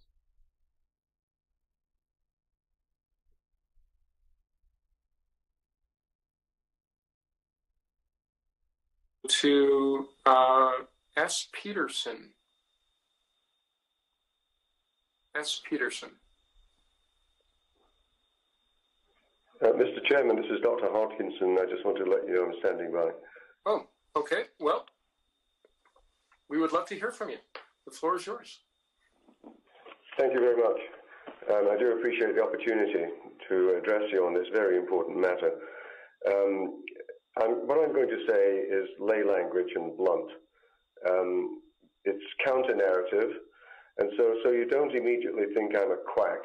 I'm going to briefly outline my credentials so that you can understand where I'm coming from in terms of knowledge base in all of this. I'm a medical specialist in pathology, which includes virology. I trained at Cambridge University in the UK. I'm the ex-president of the pathology section of the Medical Association. I was previously an assistant professor in the Faculty of Medicine doing a lot of teaching. I was the chairman of the Royal College of Physicians of Canada Examination Committee in Pathology in Ottawa. But more to the point, I'm currently the chairman of a biotechnology company in North Carolina selling a COVID-19 test. And you might say I know a little bit about all of this. The bottom line is simply this. There is utterly unfounded public hysteria driven by the media and politicians. It's outrageous. This is the greatest hoax ever perpetrated on an unsuspecting public. There is absolutely nothing that can be done to contain this virus, other than protecting older, more vulnerable people. It should be thought of nothing more than a bad flu season. This is not Ebola. It's not SARS. It's politics playing medicine, and that's a very dangerous game. There is no action of any kind needed other than what happened last year when we felt unwell. We stayed home, we took chicken noodle soup, we didn't visit Granny, and we decided when we would return to work. We didn't need anyone to tell us. Masks are utterly useless. There is no evidence base for their effectiveness whatsoever. Paper masks and fabric masks are simply virtue signaling. They're not even worn effectively most of the time. It's utterly ridiculous seeing these unfortunate, uneducated people, I'm not saying that in a pejorative sense, seeing these people walking around like lemmings, obeying without any knowledge base to put the mask on their face. Social distancing is also useless because COVID is spread by aerosols, which travel 30 meters or so before landing. And closures have had such terrible unintended consequences. Everywhere should be open tomorrow, as was stated in the Great Barrington Declaration that I circulated prior to this meeting. And a word on testing. I do want to emphasize that I'm in the business of testing for COVID. I do want to emphasize that positive test results do not, underlined in neon, mean a clinical infection. It's simply driving public hysteria, and all testing should stop unless you're presenting to hospital with some respiratory problem. All that should be done is to protect the vulnerable and to give them all, in the nursing homes that are under your control, give them all 3,000 to 5,000 international units of vitamin D every day, which has been shown to radically reduce the likelihood of infection. And I would remind you all that using the province's own statistics, the risk of death under 65 in this province is 1 in 300,000. 1 in 300,000. You've got to get a grip on this. The scale of the response that you're undertaking, with no evidence for it, is utterly ridiculous, given the consequences of acting in a way that you're proposing. All kinds of suicides, business closures, funerals, weddings, etc., etc. It's simply outrageous. It's just another bad flu. And you've got to get your minds around that. All right. I'm sorry that was a little bit longer, but you know what? He was on a roll. I'm thinking, I'm not going to shut this guy off. I'm not going to shut him off. He's preaching truth, man. He's preaching truth. He's talking facts, statistics. He's talking about what's happening in a world where you can't even go to get married anymore. Now, maybe you saw, it was a Jewish wedding held in Sears. Massive. Massive. I think we need more of that. We need to get back to that St. Valentine stuff, guys. We need to get back to it, man. And we need to realize, same thing with baptisms, man. A lot of the baptisms, they're saying you got to limit it to a couple people. We need to have churches willing to stand up and say, no, we're actually going to have a lot of people. We're going to have a lot of people here because this is a seminal moment in the life of this Christian child. A seminal moment. In fact, one that you have to drive home all the time and to remember all the time because you died in those waters and life was built up in you in those waters. Yeah. So he was nailing it, man. He was nailing it. By the way, I'll say a couple things here. A couple things about the comments.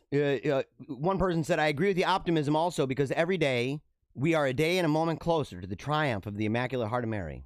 Yes. That's what I'm saying, is that I have to remind people all the time. There's despair that's really sunk in. People have become depressed. They've given up hope. And they don't realize that if you look at the historical trajectory of Christianity, it coincidentally, right, matches up with, I don't know, the words of our Lord Jesus Christ, where he says that it's like a mustard seed and it grows bigger and bigger and bigger and bigger and bigger. Or that it's like leaven, right, inside, and it ends up going throughout the entire batch. Or like the book of Revelation, where kings and leaders of the world are coming in and out of the gates, bringing their gifts. That's what it is. And that we are to go into all nations because all power and authority is given to Jesus Christ. So we know what we're up against. We know what the leaders of the world, the powers that be, we know what they want. We know they want that power. They don't like that it's outside of their hands, and they want the kingdom of man. They want that. They want a man-made kingdom, and they want to be at the top of that pecking order. And they want to ensure that people like us, the Johnny Q's and Sally Sue's of America, the flyover country folks, the Main Street folks, that you guys are at the bottom of that totem pole. One person said, I have a slingshot, don't be peeking in my window. Yeah. Zing Blue, thank you so much, Jeremiah. Thank you. I appreciate it. And look, as I said, people, they come on. If this is not a show that is meant to be a bubble, I hope that we have people from all across the spectrum who tune into this show. In fact, this is abnormally Catholic focused on this show right now. I normally do not do that because I believe that right now we are in a time where if you have any allegiance whatsoever to Jesus Christ, that you are going to have the enemy coming at you with their fangs. They want to take you down. They want your businesses gone. They want you to shut up. They want your doors of your schools to close. And that we can sit there and say, look, man, I've got a YouTube channel. We can debate, and that's going to be a bunch of fun. But right now, we got to be arm in arm on this, man. We got to go fight these savages because they're in the gates, man. They are in the gates. Somebody asked if I could talk about theology of the body in the next show. I'd like to talk about that. I don't know about the next show, but soon. And people have been asking, by the way, if I could make shorter videos. They even shorter videos out of the videos that we do that are 3 hours long every weekday. And so I'm going to do it. If you want to see the shorter videos, you can go and do that, including the video I shared this morning at the beginning of the show.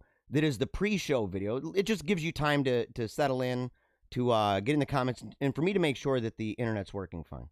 So it allows that time for me to do that. It's about 4.5 minutes. I posted that. I also have the video of my speech a couple Saturdays ago at the Stop the Steal rally in Lansing. If you have not seen that, you really got to go, and you got to see it, man.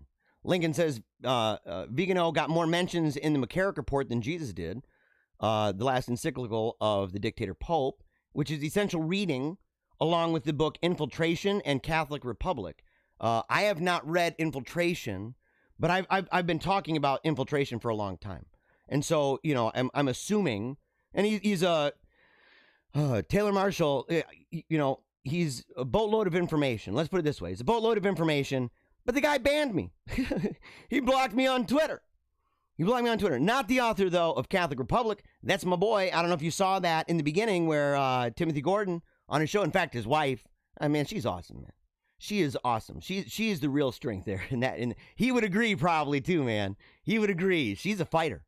She's a valiant warrior. And so he's hooked up fat, you know. He's like me, man. We are hooked up fat dudes, and we know we know the role that our ladies play and that our children play in making us the men that we are. And so, yeah, Catholic Republic, Infiltration, Dictator Pope, all of them very good. One person says, Jeremiah, you are essential. I appreciate that, man. I appreciate that. Talking about, I won't get into this here, but von Balthasar, New Theology. I only have one book by him. It was given to me. It's the book about prayer. And so, you know, but I've never done a video or a segment about that topic. But if it's any indication, okay, where I stand on some of that New Theology stuff, I work alongside with Timothy Flanders of Meaning of Catholic. He's talked a lot about it. In fact, he went on to Taylor Marshall's show and talked about that. And I also have as my confirmation name, Alphonsus Maria, after the great doctor of the church, Alphonsus Liguori.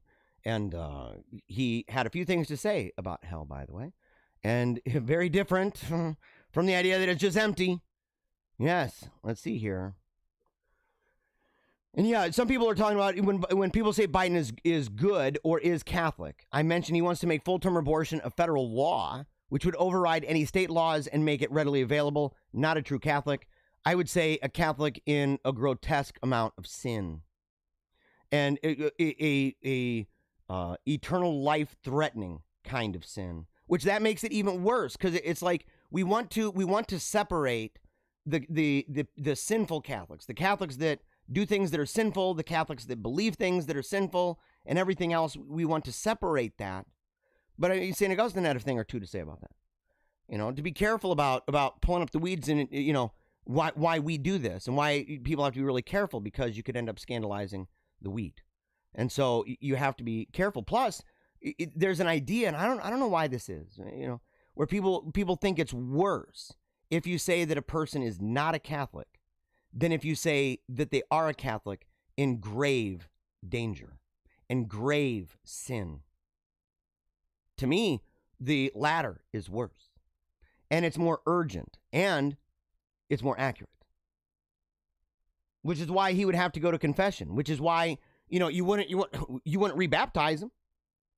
You wouldn't rebaptize him. And you say, well, why wouldn't you rebaptize him? And so I think we need to be strong on the idea, not that he's not Catholic, or not that these people are not Catholic, but that they are Catholics who are in grave sin. And that we need to pray for them and speak out against what they're saying with fervency and with accuracy and with the Holy Ghost speaking through us. And yes, SSPX is considered TLM, yes. And should you get confession at a Novus Ordo? That's a diocesan church? Yes, totally. Yeah, you should. If you get confession, you need to go, and you should be good about finding a confessor. Not all confessors are cut from the same cloth. But yeah, you should definitely, I mean, it's a diocesan church. They're in communion with the bishop. Let's see. Dale Bigtree was taken off Facebook yesterday. I'm not entirely sure who Dale Bigtree is. I'm not entirely sure. I should probably know, though. I should probably know. Let's see here. Let's see. I don't see it, but how far back did you post it? What time helps me to find it? I'm not sure exactly, Nancy, what you're asking about. The video. Oh yeah. The one about Kennedy. They're blocking comments with Tim's name in it. I don't know. The one, yeah, it goes back quite a way. I mean, they post all the time over there, Meaning of Catholic. In fact, okay, here's what you can do. This is the fastest way that you can do it. If you go on my YouTube channel and you go and you check it out, and if you go to the channel, you're going to see a number of playlists. One of those playlists has every episode, including podcast, before the live episode happened, podcast that were like, I don't know, 45 minutes long. And some of the segments that I've done, some of those you can see actually in the intro video, the highlight reel that we have at the beginning of the show. But you have a playlist for Paleocrat Diaries. You have a playlist for Team Tiny Dancer, which are stories, very emotional ones. You're gonna want a box of tissues, maybe two. If you go down that road, you're gonna want one, maybe two boxes of tissues, because those are stories about my daughter's life and death with childhood brain cancer and how God ultimately broke through to us through those experiences and changed our lives forever, starting with, in fact, bringing us back to church on Christmas Eve. So it's a very, very powerful story, very emotional. I cry in a couple of those. I even talk about the first time I went back to confession after many years of walking away from the church. It was so emotional and so powerful that when I said it, I started weeping, and I kept some of that in there because I was like, originally I was going to take it out, and I thought, no, people need to see. I mean, the urgency of that, and so you can see that. That's Team Tiny Dancer, and then below that, you have Paleo Cheese. That's the podcast I do with my buddy, and then there's a fourth one. I think I got 5 altogether. There's or 4 of them, I guess. There's another one that is Meaning of Catholic. That's every appearance that I have had on that show goes into that playlist. So you can click on the playlist. You'll see a whole host of them. I'm on there with Tim sometimes, just the two of us. Like my election video, my post-election video I did with him recently, not too long ago. Did a number of videos, some about COVID, the SSPX, my testimony, where I came from, my background, who I am, things like that. And I've been on there also, not only with Kennedy Hall, but also with Tim Gordon. And so you can see me on there. All righty. Let's see. Parents sue Boulder Valley School District over transgender lesson, alleging violations of religious freedom. This is going to happen more and more, guys. The lawsuit alleges the school district violated its own policies when administrators allowed the Joneses children to opt out of only the musical performance and not the videos and classroom discussion. The lawsuit also claims the district retaliated against the family by creating a hostile environment after the parents filed a formal complaint with the school district. The Jones family pulled their children from the school and are now both homeschooling the students and sending them to private schools. That is what we have to do, by the way. In fact, I know people that are like, look, we got to keep the fight in the public schools, and I don't believe that, because it doesn't start at the public schools. It doesn't start there. It starts by going to school to be a teacher. And you say, well, what are they learning as teachers? Well, they're learning exactly the stuff that they're teaching right here. Those are the people that they go through the process, they get licensed, they get certified, and then they end up being teachers, and they make their way up the ranks, and they end up changing curriculum and all this stuff. It's what they do. It's what they do. And so if people aren't willing to do that, they're trying to prune a tree. They're trying to cut off, well, look at this rotten fruit. I'm going to cut that. Look at this rotten fruit. I'm going to cut that. And it's an uphill battle. It's hard to reach sometimes. Sometimes it's really hard to pluck. You won't be able to do it. Sometimes, and all the while, your kids are going to be poisoned like crazy. They're going to be eating fruit and getting sick, spiritually sick from this stuff. And all the while, the roots are still down in that grotesque soil, bringing up all of that terrible stuff into the life, into the death of the tree. And so people aren't doing that. It's like people who complain about journalists. I'm like, I went to J school, man. I went to J school. I went to school to be a journalist. So I'm like, hey, look, I went there. I had to learn media. And I'm not saying you have to. I'm saying that, look, if you want to change these things, if you're sick and tired of seeing movies that are antichrist and perverted and all this wickedness all the time, if you're sick of that, go to film school. Study how to make film. I talk about film on Paleo Cheese. It's one of the things that we do. We talk about film. We talk about film theory. I talk about media theory on this show. You got to be able to do it because it's a long-term project. And you have to understand that these people, man, our enemies have been at this for a long time. They've understood that this is war, and they used termite tactics. I've used that phrase before. I said we need to do the same thing. We need to, in fact, be quite creative about what we do. Sam Bullington, founder of the choir that put on the musical performance, said Tuesday that the choir performs in schools to help change the environment for transgender youth who are often bullied, misunderstood, and targeted by their classmates. The musical the choir performed at Superior Elementary School featured animal characters and was about a transgender raven who's considered to be a girl but doesn't feel like a girl, and the raven's journey to acceptance amongst friends. It's propaganda. It's propaganda. And then you say, here's how we know, because in the next part, quote, so yes, one of the parents is like, this is incompatible with my Christian faith. And I'm like, the message of the play is around the importance of unconditional love, which is the message of your faith. This is, number one, isn't it interesting that that person says the message of your faith as if they know better? Isn't that an interesting thing? Isn't that an interesting thing that they say, oh yeah, this is, it's the central message of unconditional love. And the thing is, the idea that Christianity is this thing about just unconditional love in isolation from expectation, in isolation from punishment, both individual and at a bigger scale. We're talking nations. The idea that it's separate and divorced from that is a false gospel. That ain't real. That ain't real. We don't serve the cotton candy Jesus in the sky. We don't celebrate homeboy Jesus passing out lemon drops and lollipops on the float at a parade. We don't do that. We don't celebrate tranny Jesus of the Church of Iceland. We don't celebrate that. That's not the Jesus that we serve. That's not the Christianity that we embrace, because that's not Christianity. It's not.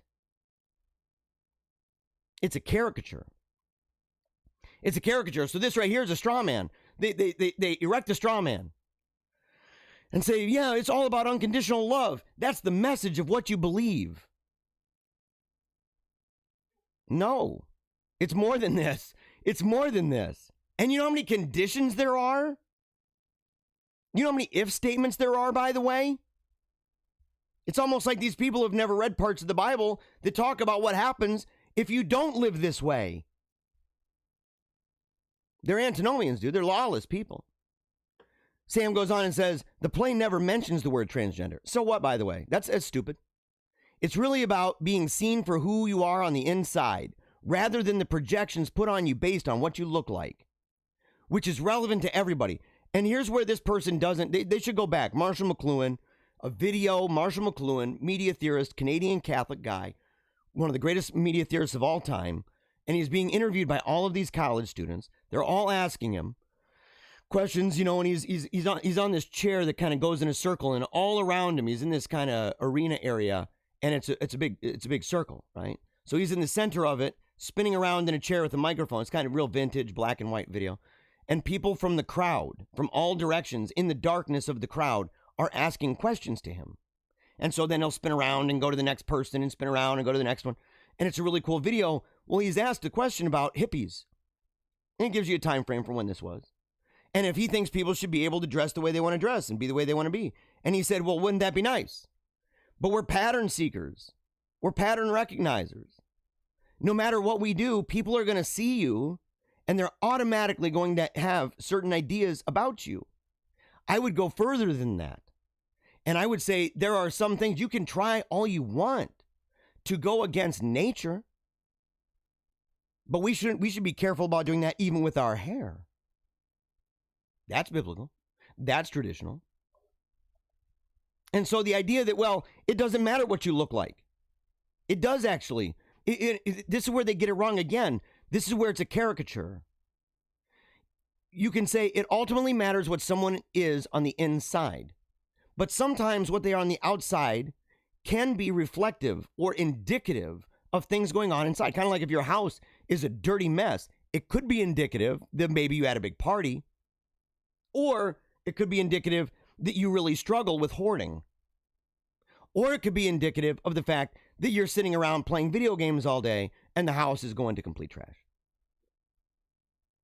It's both. You may be a good person. You may have decent, You may not be the worst scumbag in the world, but you're very confused. It presupposes that it's not confusion going on. It presupposes that people, little kids, this is what, K through 5? Little kids, oh, I think I'm a boy, but I'm a girl, but I think I'm a boy. Okay, we believe it. It's true. You feel that way, so it's true. They've completely eradicated the idea. It's not even on the radar. Then maybe it's just confusion. Maybe they're in an environment that's whacked out. Maybe there's things going on inside the brain of that kid that need to be dealt with. Maybe. Apparently, in fact. And they've completely eradicated the idea of a tomboy. As if tomboys just aren't real. We have tomboys who listen to the show, man. We have tomboys who listen to the show. So, all right, man. I'm going to skip over. Look, we normally talk about the election. We've been doing it for a while. But I'm going to end on this, okay? I'm going to end on these two stories, okay?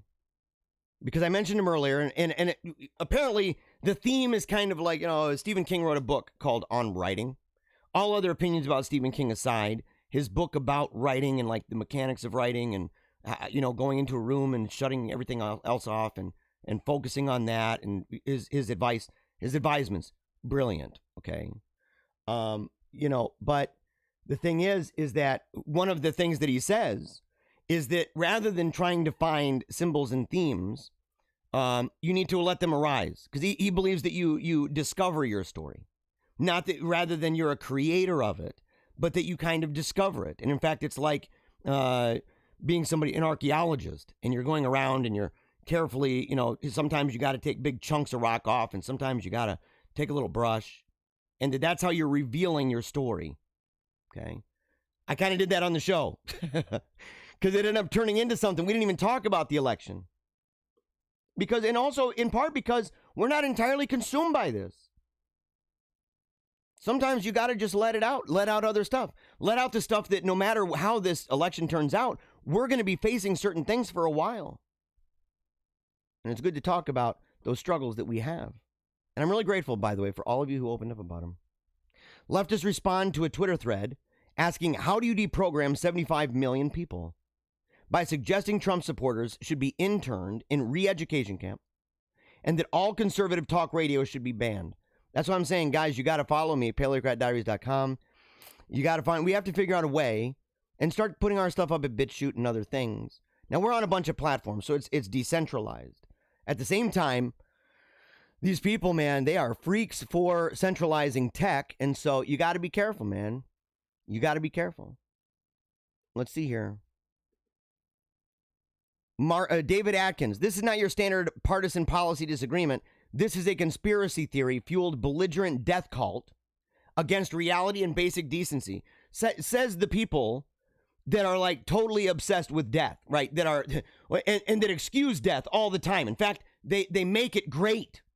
They say, let's make Planned Parenthood great again, which you know what that means. Let's make baby murder great again. It's what it means. These people, man, they're the ones, 8 years, the whole world's coming down. Whoa! The closest analogy we have are the people on the street corner talking about the rapture.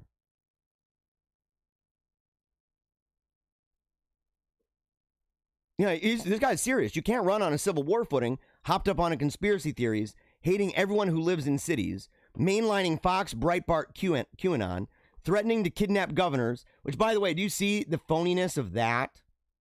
Do you see the phoniness of that? Not only because it was Republicans and Democrats alike, and because they were planning on the plan, which we'll learn more about as it goes, the plan, right, was in part fueled by deep state or FBI folks.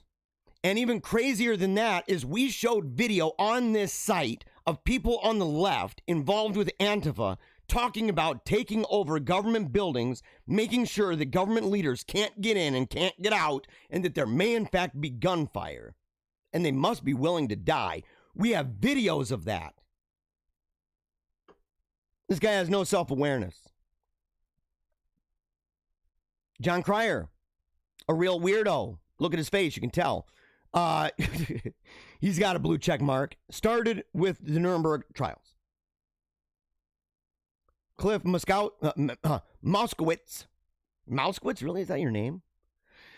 I would look at Germany and see what they did about Nazis because you're dealing with the same mentality. Are you really? You piece of crap. Are you serious? How messed up are you, by the way? You know how easy it would be to prove in a trial that our mentality is not the same? Do you know how easy it would be? We own your argument all the time. You can have those boxes behind, or those legal books behind you all day long. You kind of need that, kind of like some of the folks, you know, with really big cars. Some people do that, apparently, with their intelligence, too. You're a little brain guy. You're a little brain dude. Let's see. Generally speaking, I believe re-education camps are a good thing. We don't need to send 75 million people there. Maybe we just need a party that represents their mental interests so they won't be so susceptible to future grifts. This person, steps to deprogramming. FCC to revoke Fox News broadcast license. This is how ignorant they are. The fact that they think that Fox News is on board with Trumpism. Remove radio talk show hosts from airwaves through rigorous application of hate speech laws. Send free newspapers to schools so kids can be exposed to the truth. Free college tuition. Yeah, people wanting to ban all of it. Fox, Facebook. Vape what? Newspeak, right-wing radio. Cut them off completely. End the flow of false information suddenly and immediately. Starve out the conspiracies. Let them die. Let them die. They want you dead. They want me dead. They want your kids dead without a mommy, without a daddy. They want you dead. In fact, they think that you are a scourge on this earth, that you are this terrible virus. Eradicate them. And to do it all for 5 years, and the 25% will remain. You need to know this is what you're up against. You need to know. Because it's super bad. We even had people, I don't even talk about this. We have people ramming cars. And this is what, the third instance in the last couple months? The third time that an Antifa or Biden supporter, as if they're different, goes blowing through a crowd of Trump supporters in a car. That's 3 Charlottevilles, by the way. That's 3 Charlottevilles. And you want to know what? They'll make excuses for that. Because at the end of the day, that's a long article. I need to go deep into that. I'm just going to talk to you guys. Because at the end of the day, we're living in a time that I've described at the very, very beginning of the show, on the pre-show highlight reel. That we're living in a time, and you can see this, look at any nation, look at any civilization throughout history, and you can see how this operates. It goes through these kind of cycles, right? It's got its ups and its downs. And people have been predicting for a long time that we are in on a civilizational suicide mission. Some of that, in fact, had to do with the idea, and even Joseph Campbell, he's a real weird guy, talked about the hero's journey. But even he talked about the significance of removing the centrality in a civilization of things like the Latin Mass, or even the King James Bible, or even the Douay Rheims Bible, these traditional Bibles with lofty and even difficult language. But it was excellent. That it was excellent speech. It was excellent typographical content. And in some ways, the gold standard of our language. Or the Latin Mass, the gold standard, the gold universal standard of the Catholic religion throughout all time. And that these changes, trying to tinker here and tinker there, that these changes oftentimes have resulted in chaos and a disintegration. And we see this with the overexpansion. You know, the founders were right. Stay out of these meddling wars. Stay out of these other countries. We don't need this. We've got issues of our own. We should be a beacon to them. We should be an example to them on how they should behave. And be very selective. In fact, only with the greatest urgency and with the essential allies, maybe even ones that dealt with us, that we even deal with them at all in that way. We gave up on that, and we started to spread out, and we spread really thin. We started playing Globocop, the idea that we are Team America, world police. I've joked that there's a documentary about that, and you should go and watch. It's vulgar, though. I don't want to tell everybody to go and watch it. It's South Park guys. But the thing is that it's true. They've embraced this idea that we were masters of the universe and that we need to go around and we need to tell everybody how to live. And if they weren't a democracy, we needed to make them such. We needed to make them that. And in doing this, we spread ourselves thin. We created blowback, right? These enemies that weren't there before. But because of our actions, there was a reaction to that. And that reaction, it just started building up and it turned into an arms race. An arms race of reactions. And it broke us down even more. Technologies that made us comfy and cozy. That lulled us to sleep. And it's not just the internet. You can go back and look at the influence of television. You can even go back before that and look at the influence of radio. Or the influence, differently, of course, typographical mind. But it was still an influence. A disintegrating influence in many ways when it came to the printing press. Because it became decentralized. And so it started, you have factions that rise up. It balkanizes in many ways. And this entire time, we needed some kind of a thread that weaved its way throughout the entirety of our civilization. And if we did not have this thread, then we'd be super dupe in trouble. And the truth is, that thread, just like everything else, started to disintegrate. Because the life that was in that thread ended up going away. In fact, we sold it. We traded our birthright for a bowl of porridge. Stuff to make us feel good in our bellies. Stuff to tantalize the eyes. To get that dopamine release. Not realizing just how badly we have been overtaken. And they were basically chasing the dragon every single day now. The thing is that this idea, these values that used to weave their way, it wasn't perfect. It wasn't perfect. It was sufficient. And in fact, it was more than sufficient. It was good. It was good. It made it so that it didn't matter who you are. It didn't matter what race you were. It didn't matter what ethnicity you were. It didn't matter what language you spoke. It didn't matter where you lived in this country. It didn't matter because we had a certain set of values that stood the test of time, and we'd seen what happens to civilizations that reject those values. We've been around for a while. Christianity had permeated the globe for 2,000 years. We've witnessed what happens, and we wanted nothing to do with it. So we clung to our crosses. We knelt at the pews. We prayed. We fasted. And every day we rejoiced. Every day we rejoiced and we were glad in it. But over time, it just went away. Fewer and fewer people. And so the question is, we've gotten to a place now where you can look around you and you can say, where is that thread? Where is it? Now there's maybe fragments of that thread here and there. And we have to figure out, how do we put this thing back together? Humpty Dumpty's come down. It's broken all over the place. How do we put it back together? All the king's horses, all the king's men. They can't do it. Not if we're talking an earthly king.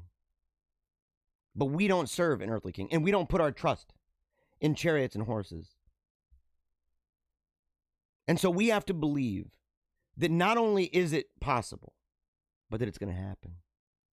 And not just that it's going to happen, but that we will play a role in this, and that we must.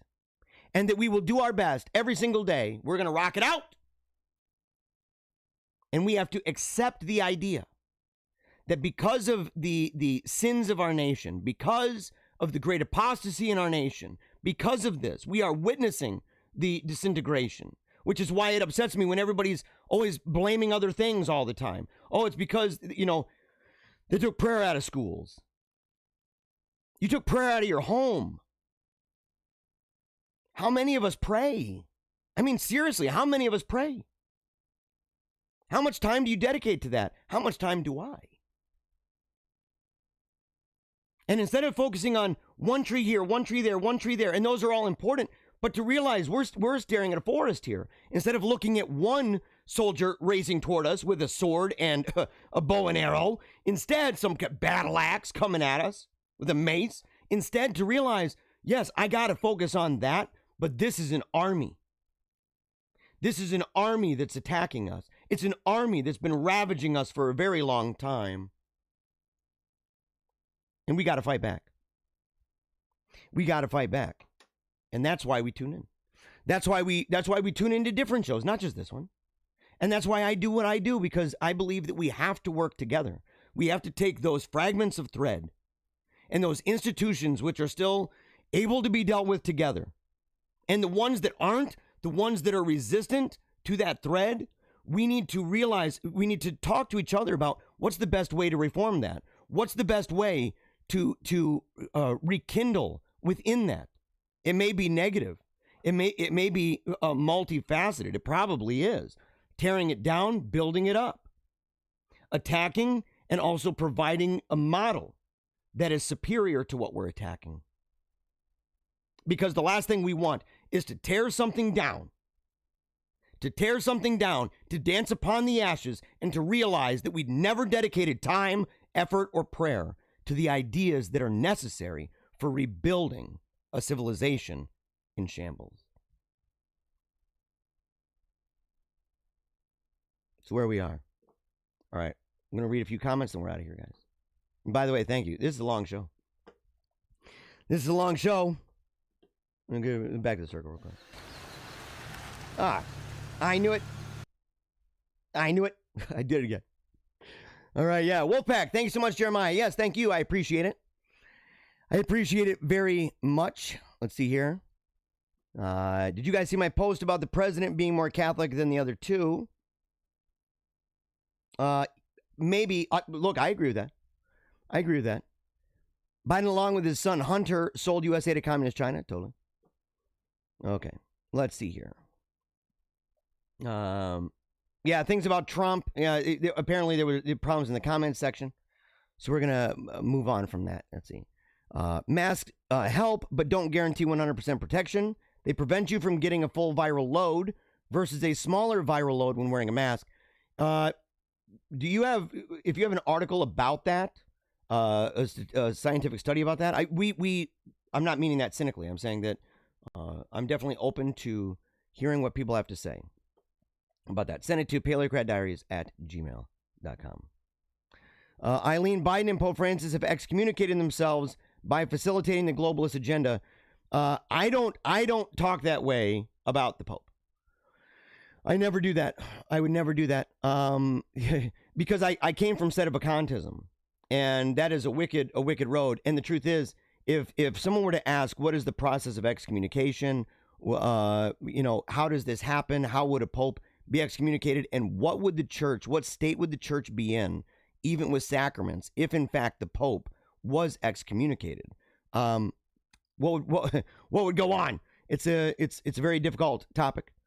It's a very big one. And I think we need to be prudent, by the way. I think we need to be prudent. And I would encourage everybody. This isn't meaning to dog on anybody in the comments, right?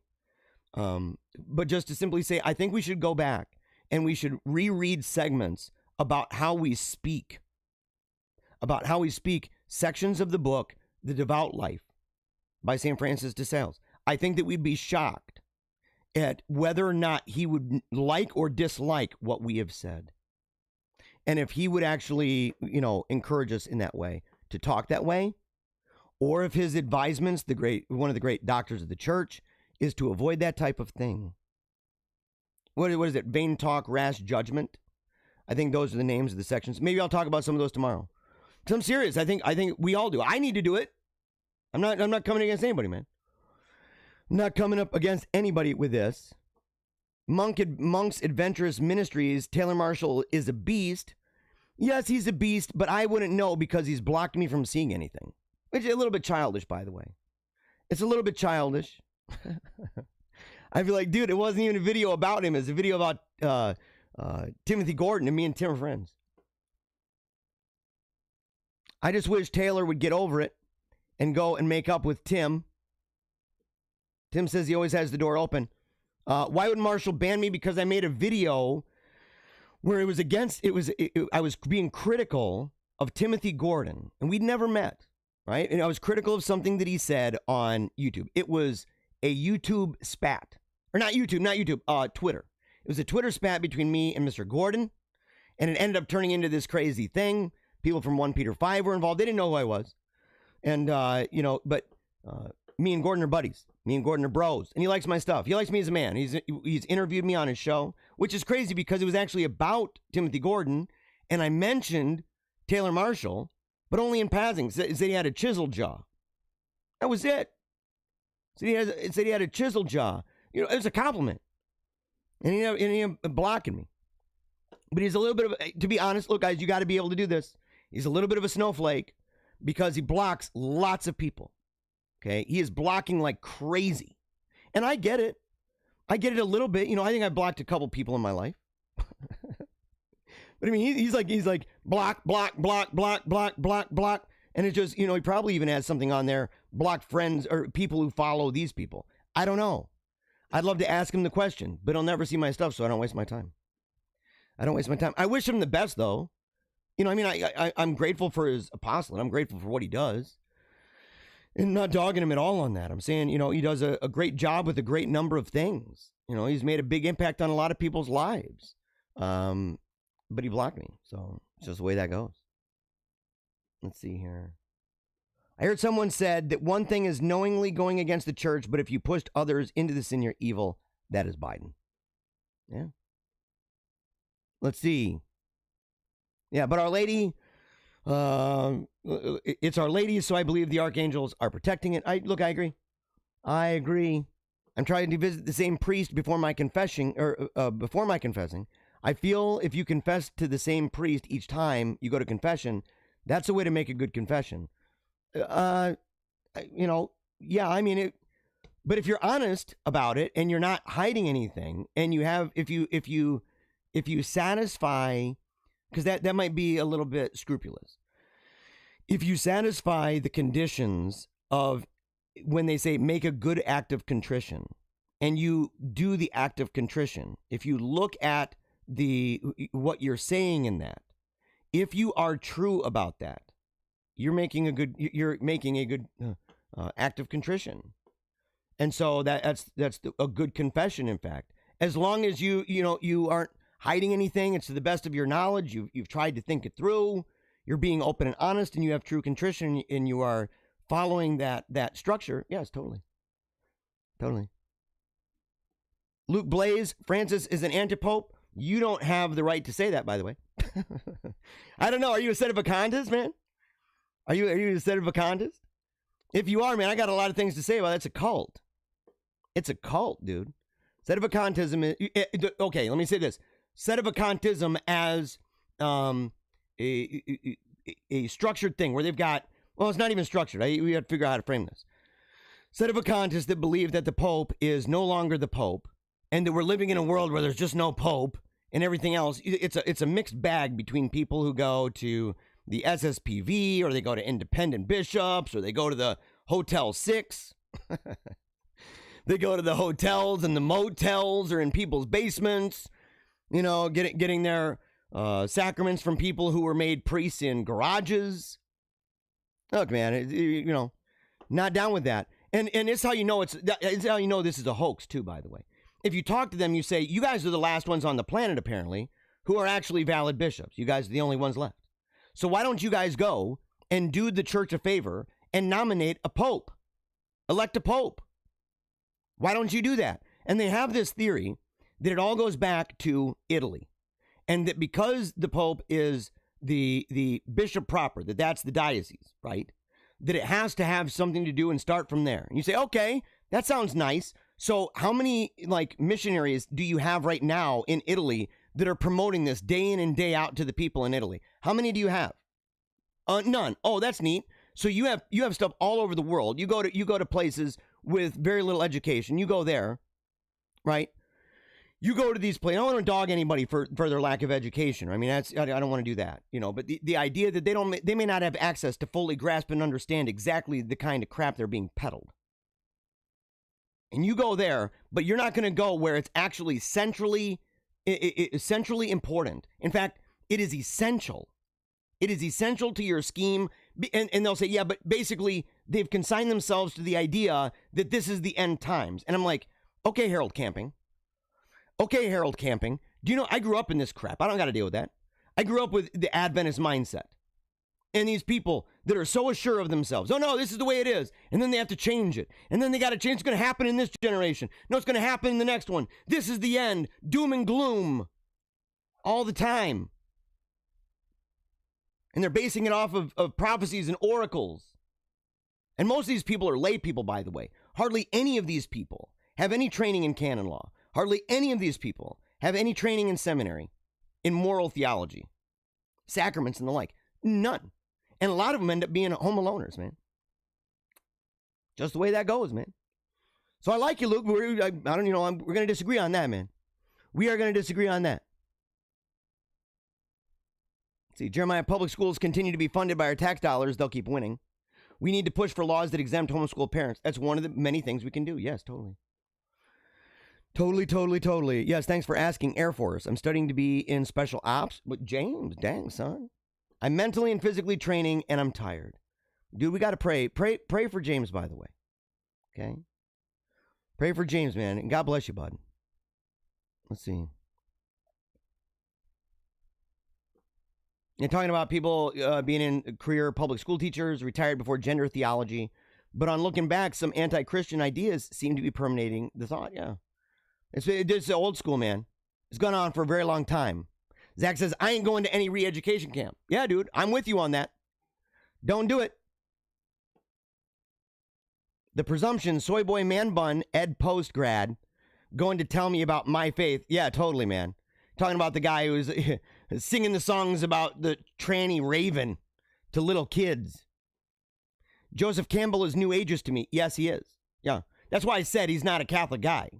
But yet, even he understood the central significance and role of Latin, particularly to do with the Mass and the sacraments. Baptism, all of it. And he says, you remove that, it's a big deal. And that's the problem you have with Jordan Peterson the more you listen to him. Yeah, same thing. He's a Gnostic. All right, have a great day, everybody. Okay, man. All right, look at that. Okay, we're going to just keep going here. Oh, my gosh, man. I'm very grateful for all of you, by the way. I am very grateful for all of you. Yeah, I love your tree. Yes, I can see it. Let's see here.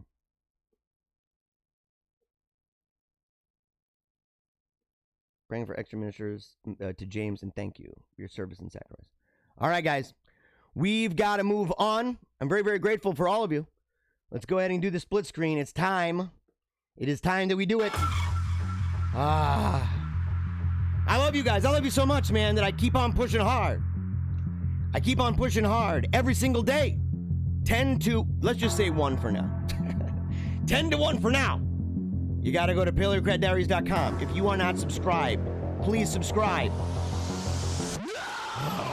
If you are not a member, you got to go to the membership page. If you want to connect with me for speeches, interviews, debates, it's all paleocratdiaries.com.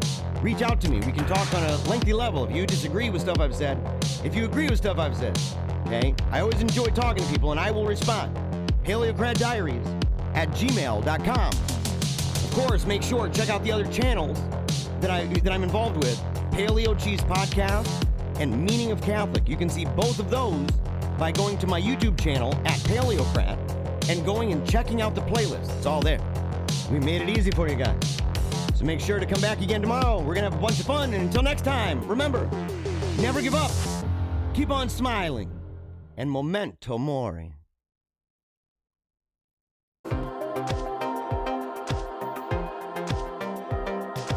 I don't talk into microphones, I don't make that mad cash. Making all that money. Making that mad loot, right? Mind control.